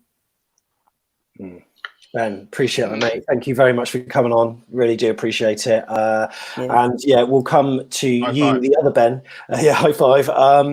Ben, in terms of, do you think we're almost turning into that stepping stone club whereby players are using us as a springboard to further their career? And if we're sort of in mid-table and maybe teetering on the top 10, they've almost got something to play for. But when we're in a dogfight like this, it's just kind of okay, where else can I go?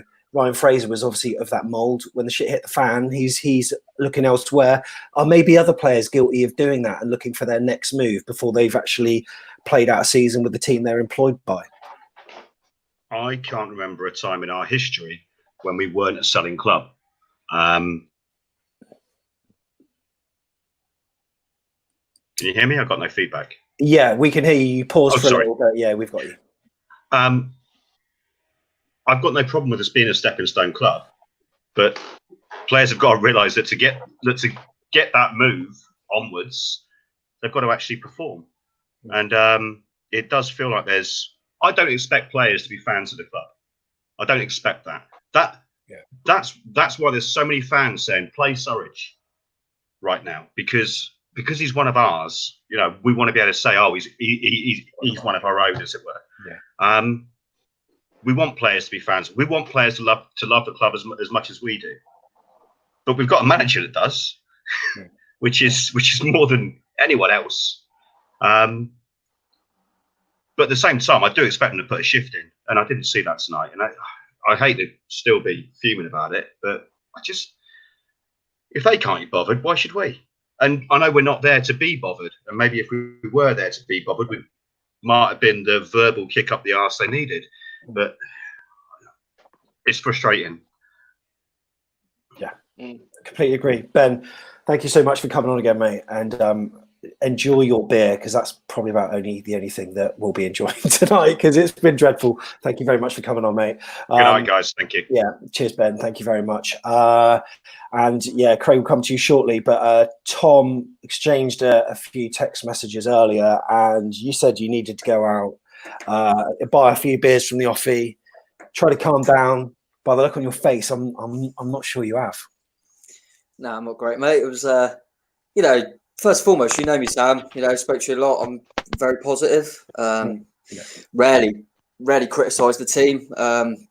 When you see that, it's just so hard to watch. I mean, it's been 3 games now, and we've alluded to it a little bit there, that we've got not only Eddie, but we've got so many ex-players in the, on the coaching staff. What must they be thinking when they've been playing for that club with getting nowhere near as amount of money as the players get now, giving their all, and then working for them and watching them put out that pile of shit tonight? It must be. I mean, Fletch must be going in that dressing room and want to start swinging, because I mean, we've spoke to him on here, Sam, and that bloke would do anything for that football club. And I think you alluded to it earlier about kind of us saying it's almost like with every game, whoever didn't play, everyone's saying, well, they've got to play because they're that bad. So I remember the first game, we were that bad against Palace that everyone went, we need Billing back. Yeah. Then Billing comes back, he's shite. So we go, maybe we should try Sermon in there. Whoever comes in is useless. I don't know what's going on. I mean, Lerma, he's probably my favourite player. I don't know what he's done since the restart. I honestly don't know what's going on. I mean, it's a holiday. Yeah, he was terrible tonight, mate. Absolutely terrible. Yeah, awful. And we've got. I mean, what was it? Obviously, Gosling scrambled one in at the end. But apart from that, in 3 games, I can't remember any of the 3 goalkeepers making a save. Not one save. We haven't laid a glove on anyone. And then we get the ball, Ramsdale rolls out of Steve Cook, he passes to Ake, Ake looks up and goes, oh shit, passes to Steve Cook, he looks up, oh bollocks, goes back to Ake. Eventually the move breaks down, they play one pass, they're in like that. And I mean... Can that be the write-up in the programme? I just don't know where, I mean, honestly, we were laughing earlier in the season when Southampton got hit for 9 against Leicester. If we play like we did tonight against Man United, we'll be in for some of that. Because honestly, Newcastle could have got 9 tonight. I mean, that's how bad it was. No disrespect to Newcastle. Newcastle look good tonight. They're playing with a bit of freedom. But I'll tell you what, with some of the attacking players we've got to come up against for the rest of the season, I mean, we're down, in my opinion. I'm more worried. It's Digley now. I mean, we could get an absolute tonking in the next few weeks. And it's just sad. It's really sad of all these seasons of the Premier League, how great it's been for the last few years, that this is how we're going to go out. There's a way to lose football matches, and they're just not laying a glove on anyone. There's no fight. You just want, I was thinking of it today going, ability-wise and technically, probably the best squad we've ever had on paper. But I'll tell you what, I would have wanted Ariata in there tonight. I would have wanted Simon Francis there tonight. I would have wanted Charles Daniels there tonight. And it proved it when the only player that come on the pitch who just bundled a ball in the net was Dan Gosling. Because he's someone that technically not the best, nowhere near the best player in the squad, but he's going to fight for you for 90 minutes and he's got to start every game now. But like I say, he hadn't started any of the games, so now we all want him to play because everyone gets better with every game that hasn't played. Yeah, I feel like a mug listening, but I was listening back to some of the podcasts we did at the start of the season, and like you just said there, strongest squad we've had on paper, and we should be pushing for top 10 and all that kind of stuff, and yeah, it's just not materialised. And people can blame injuries and all that. Well, can they now? I don't think you can. We've got everyone back, barring Charlie Daniels. It's absolutely frightening. It was a walk in the park. What do you reckon? We were privileged enough, Tom, to speak to Matt Ritchie on one of these podcasts a couple of months ago now, or whenever it was. What on earth do you think must be going through his mind at the moment? He must be thinking, because you could tell fair play to him when we got the chance to speak to him. He was very open and honest about saying new challenge, and also the money was so much better. And I like that kind of honesty from him. But you could tell that the club was still massively at heart. And he must have been sat there thinking, did I get out at the right time? As much as I still love this club, what is going on here? I mean, he was someone, again, I know that his legs have gone and things like that, Frano, but I'll tell you what, Frano was so much better because he had Matt Ritchie in front of him. Matt Ritchie the shifts he would put in were unbelievable. And yeah, it was sad that he didn't. I kind of almost wanted him to come on just so I could stand up and do a little bit of just something to give a bit of a smile, because I love Matt. But yeah, it was just really bad. And like you say, on paper, the player. I mean, I was thinking about it tonight. On paper, you look at them Newcastle players, and I think, to be fair, individually, player for player, just as good a team as they have. I mean, I like that St. Maximin, he looks like a player, but apart from that, I was thinking, I mean, on the whole scheme of things, Josh King's a better player than Joe Linton. You look at the middle of the park, Lerma would walk in their team. Our centre-halves, they've got decent, but really, individually, as players, there's nothing in it.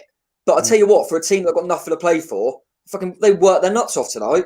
I mean, it's about 10 minutes in, and I'm thinking we're just stood in our own half and just letting them knock the ball around like they were something special. It was crazy. I mean, I almost think another thing in the first 3 games since we come back, probably a little bit longer, I feel like we're almost 20 yards deeper than we ever used to be. We used to be so high up the pitch, wouldn't give a team a moment to breathe. And now we're so deep. And then when we get the ball, or we punt it up to someone like Solanke, yeah, he hasn't done well for us, but can't chuck it all on him. He's getting the ball up to him. There's no one near him. And we're not getting anyone near anyone going forward. And everyone's so far apart. The first goal, as much as it was an error from Lerma, Cooks, but I don't know where he is. He's gone to the shop. I don't even see him. Him and Ake are supposed to be a centre-half partnership. I've never seen them so far apart. But at least we tried to change the game by bringing Mepham on for Steve Cook at the end. So we, tried to go for it. I couldn't understand the subs either. No. Just all like for like. Should we, Craig? You know what? I'm going to just bring in Andrew at the moment. So just heads up, Andrew is from Diverse Abilities, and we see him after every game. So you'll probably know a little bit about him. So we'll just have a quick word with you, Andrew, before we move on. Rate that performance out of 10. 7 minus 7. Minus 7. Minus 17. Yeah, no, I thought you're being generous. Minus 17. Andrew, we'll have to catch up. So I will message you privately to say hello. But what changes do you think need to be made ahead of next week? Whole brand new squad. A new manager. Oh, controversial, Andrew. I like it, mate. We'll chat a bit further offline. The audio's a little bit dodgy. You can play better than them at the moment. You know what? I reckon I could have played better for them. And I was playing with my old man today in Ferndown Sports Centre, which is a sort of regular occurrence once every week. And I pinged a few decent shots in today. So yeah, I think I could have done all right. But, wow, minus 7 could have been minus 17. Craig, where Tom was talking there about team mentality, not particularly good. Andrew went straight in and said new manager. What's your thoughts on Eddie Howe? I think we should stick with Eddie personally. However, I agree completely with Tom. And I was saying to Kirk as well. I speak to Kirk quite a lot on Twitter. The substitutions tonight were absolutely baffling. Danjuma and Brooks were actually the only ones that you could say stood out. And it's taken them off together. There's just no logic in it. And put on Harry Wilson, who, to be perfectly honest, did absolute nothing. I could use other words. And Stanislas, who, I've always rated Stanislas. But at the same time, why would you take off? Really, if he was going to bring on Stanislas, I would have taken off Lerma. And that little bit of creativity, maybe putting Stanislas in a bit of a more advanced position, create things a little bit more up front, get the ball in. But then again, King didn't do nothing. Solanke, well, to be honest, I just don't know. Although, he did have that good shot, and it was unlucky that it was ruled off for offside. So where it hit the crossbar and then come back out, it was ruled off for offside. Okay, he's done that, but for the rest of the game and for the referees come on, I just don't know. I don't think he'd get in a League One squad. Steve, do you reckon we could take some solace from the fact that West Ham, who've been abysmal so far, are somehow getting a 2-1, winning 2-1 at Chelsea, who, they've done pretty well recently, Chelsea, not a bad side at all. Should we maybe take that as a bit of solace ahead of United, which, in everyone's mind is we're going to lose fixture? No. There's no solace in that at all. That's another nail in the coffin, isn't it? Really. I said it. Yeah. Eddie needs to get in that dressing room now, and he needs to get those players together and find out who's going to fight for him and who's not going to fight for him. and get those players out on that pitch.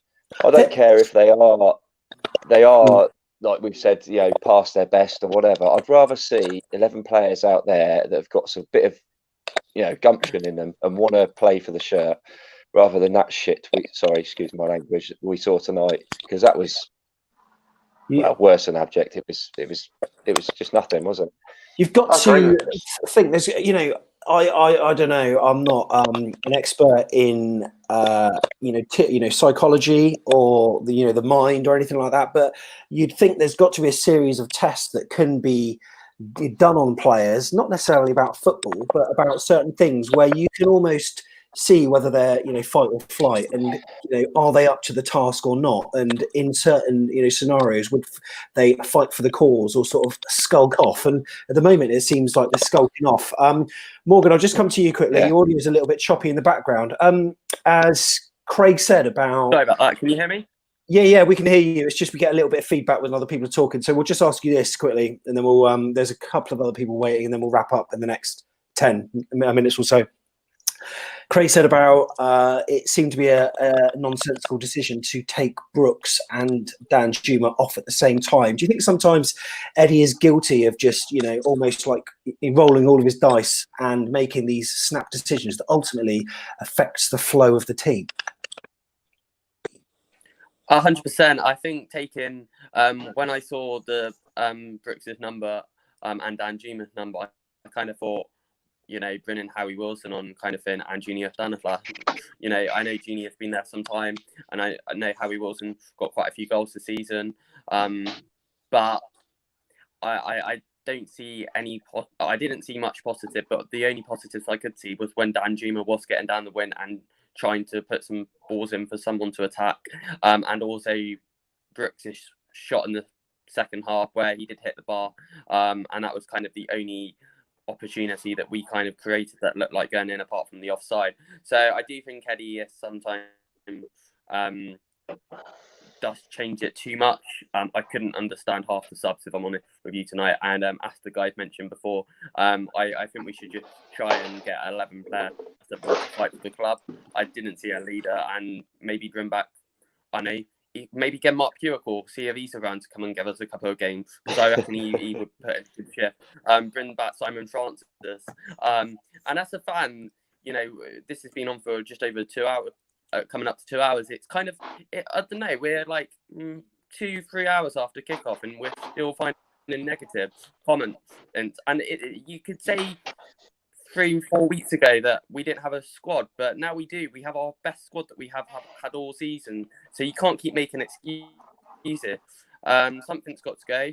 I personally think don't get rid of Eddie, but something's got to change. And that game against United, Eddie's got to look at his squad in the dressing room and be like, right, I need 11 lads who are going to work hard. If you don't want to work hard, get out of my squad. I think it needs to be as black and white as that, if I'm honest. Well, that's what did for us in the first season. Yeah. And we worked so much harder than everyone else. We need 11 fighters. 100%.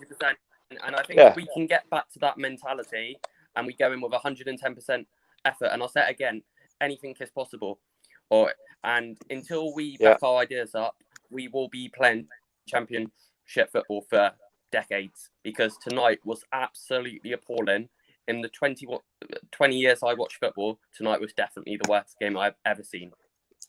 Morgan, appreciate that, mate. Thank you very much for coming in today. Appreciate your thoughts. So some quite damning opinion there.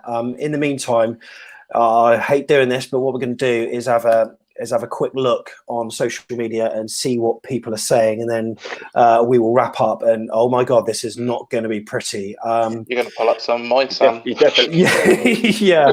And you'll see some of the other accounts. You definitely will need that bit here in a minute. Yeah. Rob's full-time thoughts: wrong tactics again, overrun in midfield. Jeff exemplified the team, avoids the yellow, slow, imprecise, indecisive. Lack of practice games killing us. What is a yellow card? Whistle closing in on the fat ref's mouth. He goes on. And an AFC Bournemouth afterthought. Too many people singling out individual players for treatment and accusing them of not trying. I didn't see that. It was a very poor team performance from everyone, including our favourite centre-back and his woeful positioning for the first goal. And there are other people, Paul Hanlon, saying, I feel like Lerma's at the heart of our problems, not in himself, but in his presence. When he signed, we changed our style. Out went the swashbuckling, in came the Conservatives.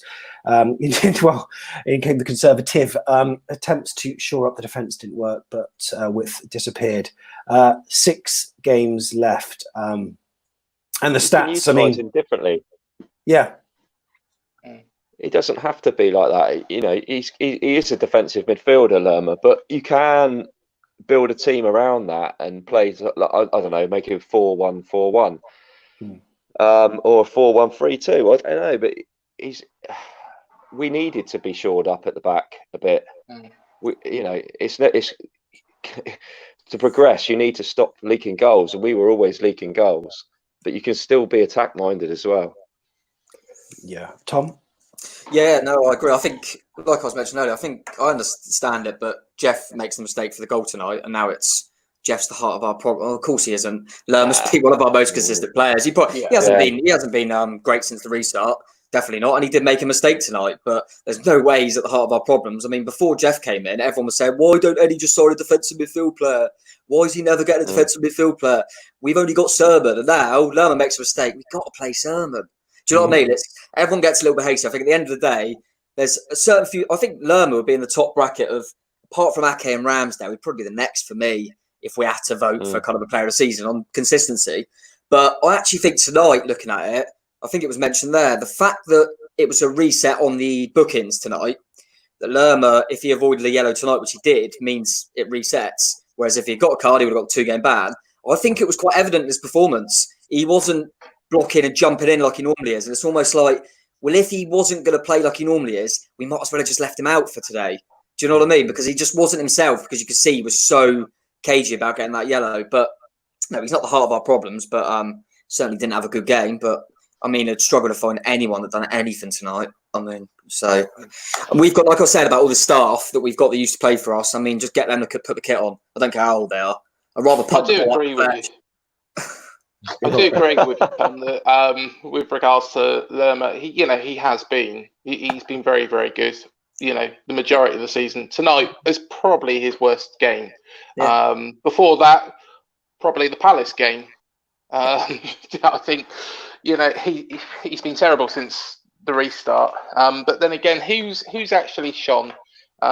Brooks. Is probably Brooks and Danjuma are the only two. It's just so disappointing. King, I don't think wants to be here. No, he's gone. He's gone. No.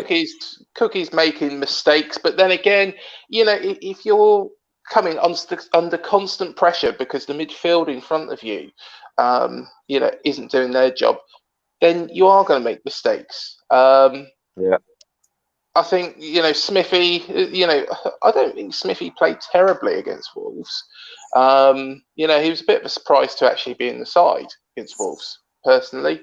However, tonight, I think, he just went back to the Palace game. By the way, guys, did any of you catch Jeff Mostyn? Yes. When we was about 2-0 down, did he look pissed off or not? What? Yeah. He looked absolutely furious. That's what I was saying earlier. Who can blame him? He's put his money in his pocket to save this club, and you got twats out there on God knows how much money. Do you know what I mean? I mean, even back in the day when he first took over and stuff, and we weren't a very good side, he could see some players fighting. He must think, what is going on? In the -17 season, at least we could say, once Eddie come on board, even before that, I know Jimmy Quinn era was a bit weird, but at least there was players actually fighting, giving a toss to the cause, fighting for the badge. It's what saw us through. On the journey up, there's been good and bad times, where, players have fought for it. In the seasons in the Premier League, players have fought. The first season, for example, everybody tips us to go straight back down, but we fought. That tonight, apart from Brooks, nobody, apart from Brooks and Danjuma, nobody really fought. You know, It was that Cook bad was- tonight that Jordan I would have got on. It was that bad. Yeah, I wouldn't. I genuinely would have played him tonight. Jesus Christ. That's a plus that Chelsea have equalised. Cheers for the update, Simon. So, Yes, we are playing up. I was about to, yeah, well, that's the thing. I was about to do the put the league table on, and this is, I mean, this has probably not been updated yet, but yeah, because West Ham are on 30 points. But maybe if I do a refresh, or it's probably a bit too soon. The BBC might not have caught up. So West Ham will be, well, they'll still be there, albeit on 28 points. With a little bit of a better goal difference by one. But, you know, even, yes, we've got Man United, yes, we've got Spurs, yes, we've got Man City. But there's still a chance, Tom Jordan. Sam. Still a chance. It's the hope that kills you, mate. I mean, Crystal Palace was a must win. We lost it. And then we come tonight, must win. We lost it. And now we're going, if we can nick, I mean, yeah, obviously. I mean, we're not, but that's what's more frustrating is we're playing like a team that's already down. We're playing like a team. Oh well, we're down. You think we're level with them? We can stay up here, boys. You're only playing Newcastle. Come on, that's what's so frustrating. It's not the defeat which is annoyed me tonight. You know, okay, if we got beat, you know, 4-1, and you know we was playing a lot better team, you know, then fair enough. But it's the manner of the defeat. You know, there was too much, you know, Billing, you know, as I said before, I'd never wanted to see him wear the shirt again because he was atrocious. Personally, I don't think he's cared since he's been here. I think, you know, I don't think we would have missed him if he didn't sign from Huddersfield. That's my personal opinion. I would rather have Gosling been out there to start off with tonight, or Sermon. You know, and Sermon, I know what you're saying, Tom, with regards to Lerma, but you know, I do rate Sermon. He spreads the ball out wide. Yeah, and you know, he does show that bit of passion. You know, he's not the greatest player in the world. We all know that. But at the end of the day, he leaves it on the pitch. Exactly. He's always going 110%. Yeah. Where was he? You know, he's not injured, is he? No, he didn't make the squad. No. I think in terms of Billing as well, like when you're saying there about Lerma, kind of we know he's a defensive midfield player. What is Billing? Because he's not a defensive midfield player. He doesn't score any goals. He's not box-to-box engine. He's not the greatest on the ball. He's not that. My honest I don't know what he opinion. does. Yeah, go on. Yeah, that's a very true. Lazy fucker. Yeah, because he doesn't give a kick. You know, like Gosling, sometimes you think he's not the best on the ball, but you know what he gives you? He's box to box. He'll run everywhere. He'll harass people. He'll press. Lerma sits deep. I don't know what Billing is. I just don't know what it is. Do you know the funny thing about Phil Billing is I remember seeing an interview earlier on in the season, and he said, "I don't want to repeat of the relegation that I went through with Huddersfield last year." I mean, show it then, mate. Yeah, honestly. Well, Huddersfield fans warned us. They did say that when it's a bit tight, it'll go missing. They did say that, a lot of them. In fact, when we signed him, and you know, at first I thought he's going to be a good player. You know, he had, you know, okay, we only saw. I think we all gave him a chance. Yeah, definitely. Yeah, but somebody, you know, on my Twitter, you know, messaged me and said, "No, you don't really want him. You know, he's going to let you down." And he has. He's been atrocious. I don't rate him. I'd rather Gosling have been there. You know, if we didn't sign him, you know, it wouldn't be a loss. Likewise, I think with Harry Wilson. You know, Harry Wilson. The only thing I'll give him is he's pitched up with a few goals, and that's you know. If you're absolutely useless, but you pull a few goals out of the bag, I'll give you a bit of leeway for that. That's what I'm saying about Billing. He doesn't really offer anything. That's no, it doesn't. It doesn't. We shouldn't have even signed him. I think it's quite an interesting conversation at this point, and we'll go on for another 10 minutes. So we'll go until 10 o'clock. So if anyone else wants to come in, can you wait that long for a beer, Sam? No, I can't.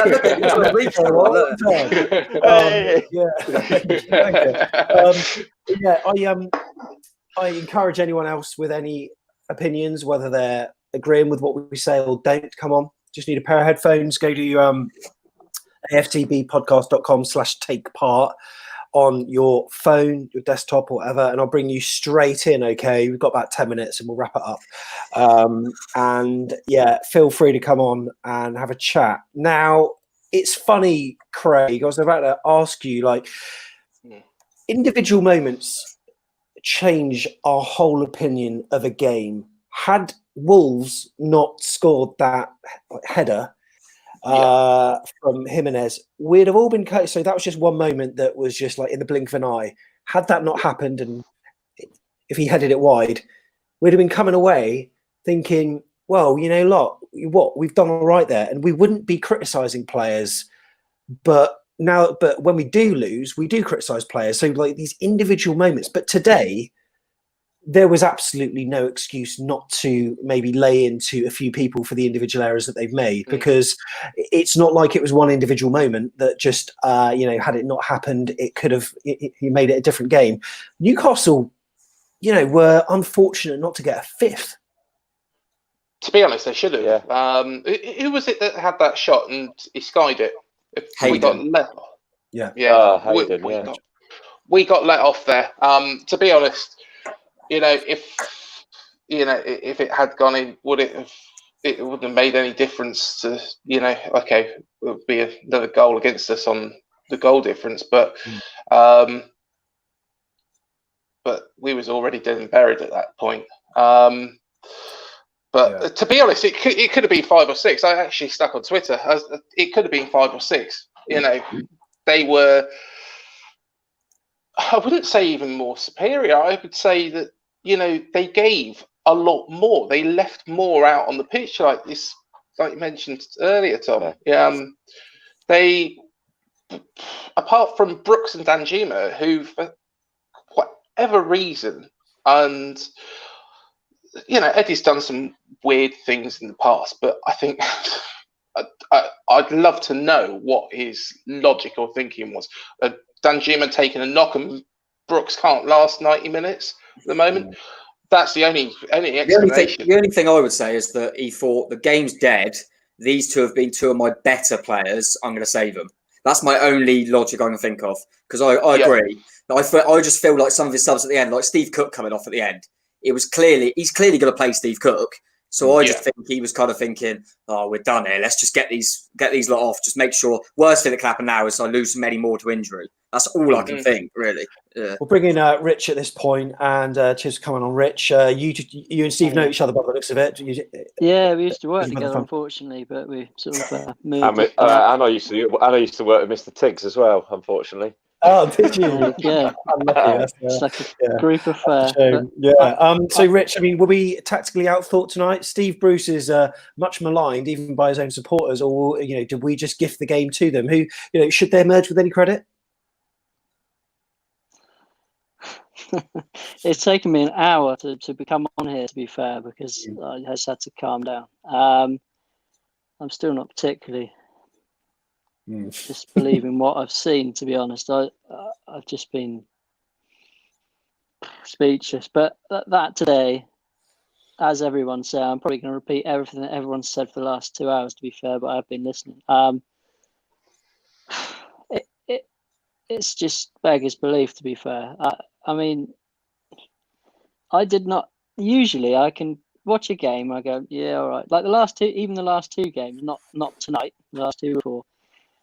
I've come off and gone, okay, no, that wasn't great. But this person or this glimmer of hope, they've at least tried. But I said to a couple of people earlier, I said, give me a name that's actually. I know you've said Brooks and Danjuma, yes, slightly. I would have liked Danjuma to play a 90 rather than keep getting taken off all the time. Either he starts or he finishes, but not both. Brooksy, good guy. At least he tries. But obviously he'll be trying until someone else comes and gets him, and then he'll be gone. But I really don't see it at the moment. As I say, I'm quite upbeat and positive usually. Obviously it's the first time being on here, but I'm the same as one of the others earlier. It was just, I just can't see it now. I've been up. I'm the same. One of the guys earlier said, "Look, I'm just not going to have any expectations now." And then, if we get nothing, we get nothing. That's where I am now, which is really disappointing for me because I don't want to feel like that. you're displaying the emotions that most of us feel, and in fact, we had a message from Alex Hall Music. He says Rich needs a hug. Shame it's coronavirus. He he gives with one sentence and then he takes with another. Cheers, Alex. But yeah, I completely feel your pain there. This is St Maxi had you lot on toast. A Newcastle fan, you're not wrong. And he was a player that, Tom, we kind of looked at the team news and what people were saying before kickoff, and we thought, oh, it looks like he's not going to be playing. And then he was. And him, and well, I mean, he didn't have he had a good game, but we made him good, and we made a lot of their players look good. Yeah, we did. Yeah, we let all of their players look 10 times better than they are. They did play with a lot of freedom. Like, you could see they were a team that kind of thought, we got no fear. You could see after a couple of minutes that Bournemouth are shitting themselves there. They're not playing with any confidence. Let's just get at them. I also thought Bruce was clever. He played Joe Linton, who obviously always plays down the middle, off the left at the start. Just literally, because against Smithy, he thought, well, he's going to beat him in the air every time. And I thought it was really clever management. We wouldn't have prepared for that. I think they said he played there in Germany before, but I haven't really seen Joe Linton off the left, and that was a good bit of tactical nous from Brucey. But still doesn't score out there either. No, he is hopeless, but he still won a few in the air. But I'll tell you what's almost frustrating me is I've seen on kind of Twitter and stuff afterwards that apparently the players were in there for half hour or so afterwards, having words with each other. If I was the manager, I'd go in there and go, "Oh, you can fucking fight in here, can you?" I can imagine them all in there now shouting at each other. Do you know what I mean? Kind of saying, "Oh, we need to work harder." Where's that on the pitch? Showing all this fight in the dressing room. If you're going out on that pitch, they're all out there playing like they're scared shitless. They're all like none of them are getting out there, putting their chest out and having a go. But yeah, it frustrates me, and I'm almost already annoyed that in the morning we're going to see little snippets from players saying we fight to the end and all this stuff. Do you know what I mean? Because it's going on. You know what I mean? It's just pointless now.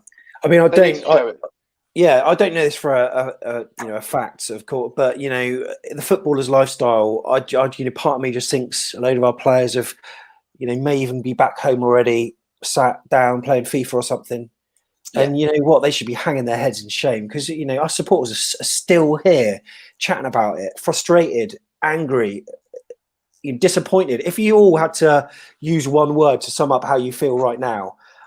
Craig, we'll start off with you. I mean, what's your overriding emotion? Because there was a message there saying, "I don't know how I feel," but what's the one sort of emotion for you that is prevalent?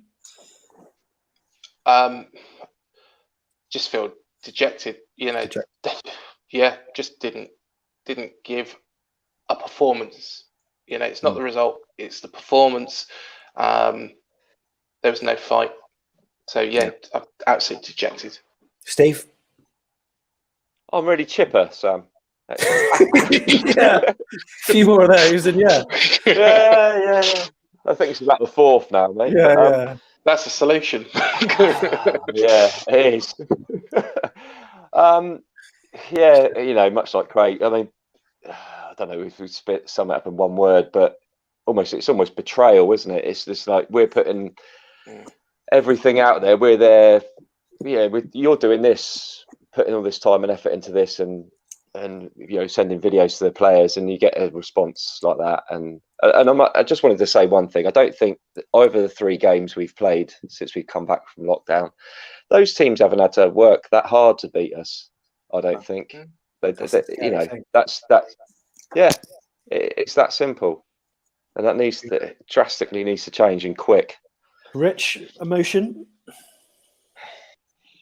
After angry, turned to probably gutted. The fact that there's just no fight there at the moment, and that's disappointing, sad. Just never felt this way since I've supported them. Dejected, betrayal, gutted. I'm angry. Tom, you haven't supported them that just long. All I want. 2 weeks now. Since I'm back. Yeah. Where's the half stuff? But no, I mean there has been times, but there's always been a little bit of fight or something. I mean, I've never felt quite as just nothing there. All my Tom? mates are texting me that from different teams, sort of saying. Oh mate, I've got 12 WhatsApps, and I'm dreading. Oh no, the most recent update I've got from someone is I've lost my boots. So that's not related to the football, but I've got we're a joke. Eddie one trick pony. Another one said I would like to cry. Another absolute dross. And you know what? It's Worst thing is I've got to have multiple conversations with a West Ham fan tomorrow. I know that for a fact. Well, I just fingers crossed Chelsea get a third, and we can sort of live with a little bit more hope. But Tom, sorry, your sort of overall emotion. I think the word would probably be sad, really. Like we were touching upon, we've had a great journey up here, and it's not the way you want to go out. I can accept it after a few years in the Premier League if we're not quite good enough. Of course I can. You know, we're only a little club, and we've been punched above our weight. But to go out like this is sad. It's really sad, and I think that's the most disappointing thing is that we're going out like this. It's just really, really. I mean, I was watching you guys. I had the West Ham game on when it was 1-1, and I just thought West Ham are absolutely awful. But I tell you what, they're fighting for every ball out there. They're playing Chelsea. You can see every time Chelsea get the ball, they're far superior to West Ham. Yeah. West Ham are just jumping in front of everything. Do you know what I mean? And that's all we ask for. We're not football fans we always get this. Football fans are very fickle, but we're not on here just going mad because we've lost a game of football. It's the way we've lost a game of football. I've seen us I remember the first season in the Championship losing 6 to Watford on the first away game, and I thought it was all right. We had a go. We were a bit naive. You know, we've got up 11. You know, it's not about that. It's the fact that we've gone out there tonight and from minute 1, we haven't laid a glove on Newcastle at all. We're supposed to be, they use the term scrapping for our lives. We're doing the opposite of that. We're like we've just gone to Dubai and then we're back and we're on holiday. Do you know what I mean? It's acceptable in previous seasons where we've kind of tailed off at the end when we're safe. And you think, well, the lads have done their job. But I mean, it's just appalling. And like I say, there's a way of going out, and all I want now, like you said, not going to have much expectation, but if we can show a bit of dignity and a bit of fight, that's all we can hope for, I think. And that's what I want. I just want players out there that can fight and at least show that they give a shit, to be honest. Yeah, fair play. Well, cheers for coming on tonight, guys. Rich, thank you very much, mate. Appreciate your thoughts. Also, Craig, thank you very much, buddy. Cheers, Sam. See you again soon. Hope it's a better day tomorrow. And also, Steve as well. Cheers for coming on today, mate. Really appreciate it. Thanks, Sam, mate. Yeah, cheers. And also, Tom, thank you very much mate. for your thoughts, mate. Take care, mate. Have a beer, buddy. Thank you to everyone. That's it. Horrible evening. Reading through a number of your 5-word match reports, which we asked for. I'll go through a few of those before we wrap up. No leaders, no fight. Down. Alex, where was the fight tonight? NJB, no desire, shocking, dreadful, rubbish. Louis, ready for the championship promotion fight, didn't turn up tonight. I mean, there's more. I'm done bailing them out. Shocking, lazy team of piss takers. Sadness prevails in shameful downturn. If you swallowed a thesaurus, Simon, brilliant. Another good therapy session, fellas. Where do we go next? There are many more. You can read the live chat comments by looking on YouTube. Again, if you want to watch this again, I don't know why you'd want to put yourself through it, but you can read the live comments. And if you liked this video and appreciate what we're doing, hit the thumbs up as well. We're just going to do it throughout lockdown, and we'll be there next season doing the usual stuff we do on the channel. Who knows what division it's going to be in, but yeah, do give us a thumbs up if you can. And the podcast is going to be out on Monday after the Man United match this weekend. I'm sure Jeff, who was on earlier, will have a few more thoughts. I'm sure we had him for about 3 minutes before he left his room in disgust. So if you haven't seen that, rewind and you'll be able to see his opinion and thoughts. But it'll be on Monday's podcast. If you haven't downloaded the podcast, you can do so just by searching Back of the Net Bournemouth on your podcast app. And leave us a review if you can, but also subscribe to the YouTube channel as well. Really sorry that it's not a positive one, but then it's not my fucking fault, is it? So anyway, see you next time, and up the cherries.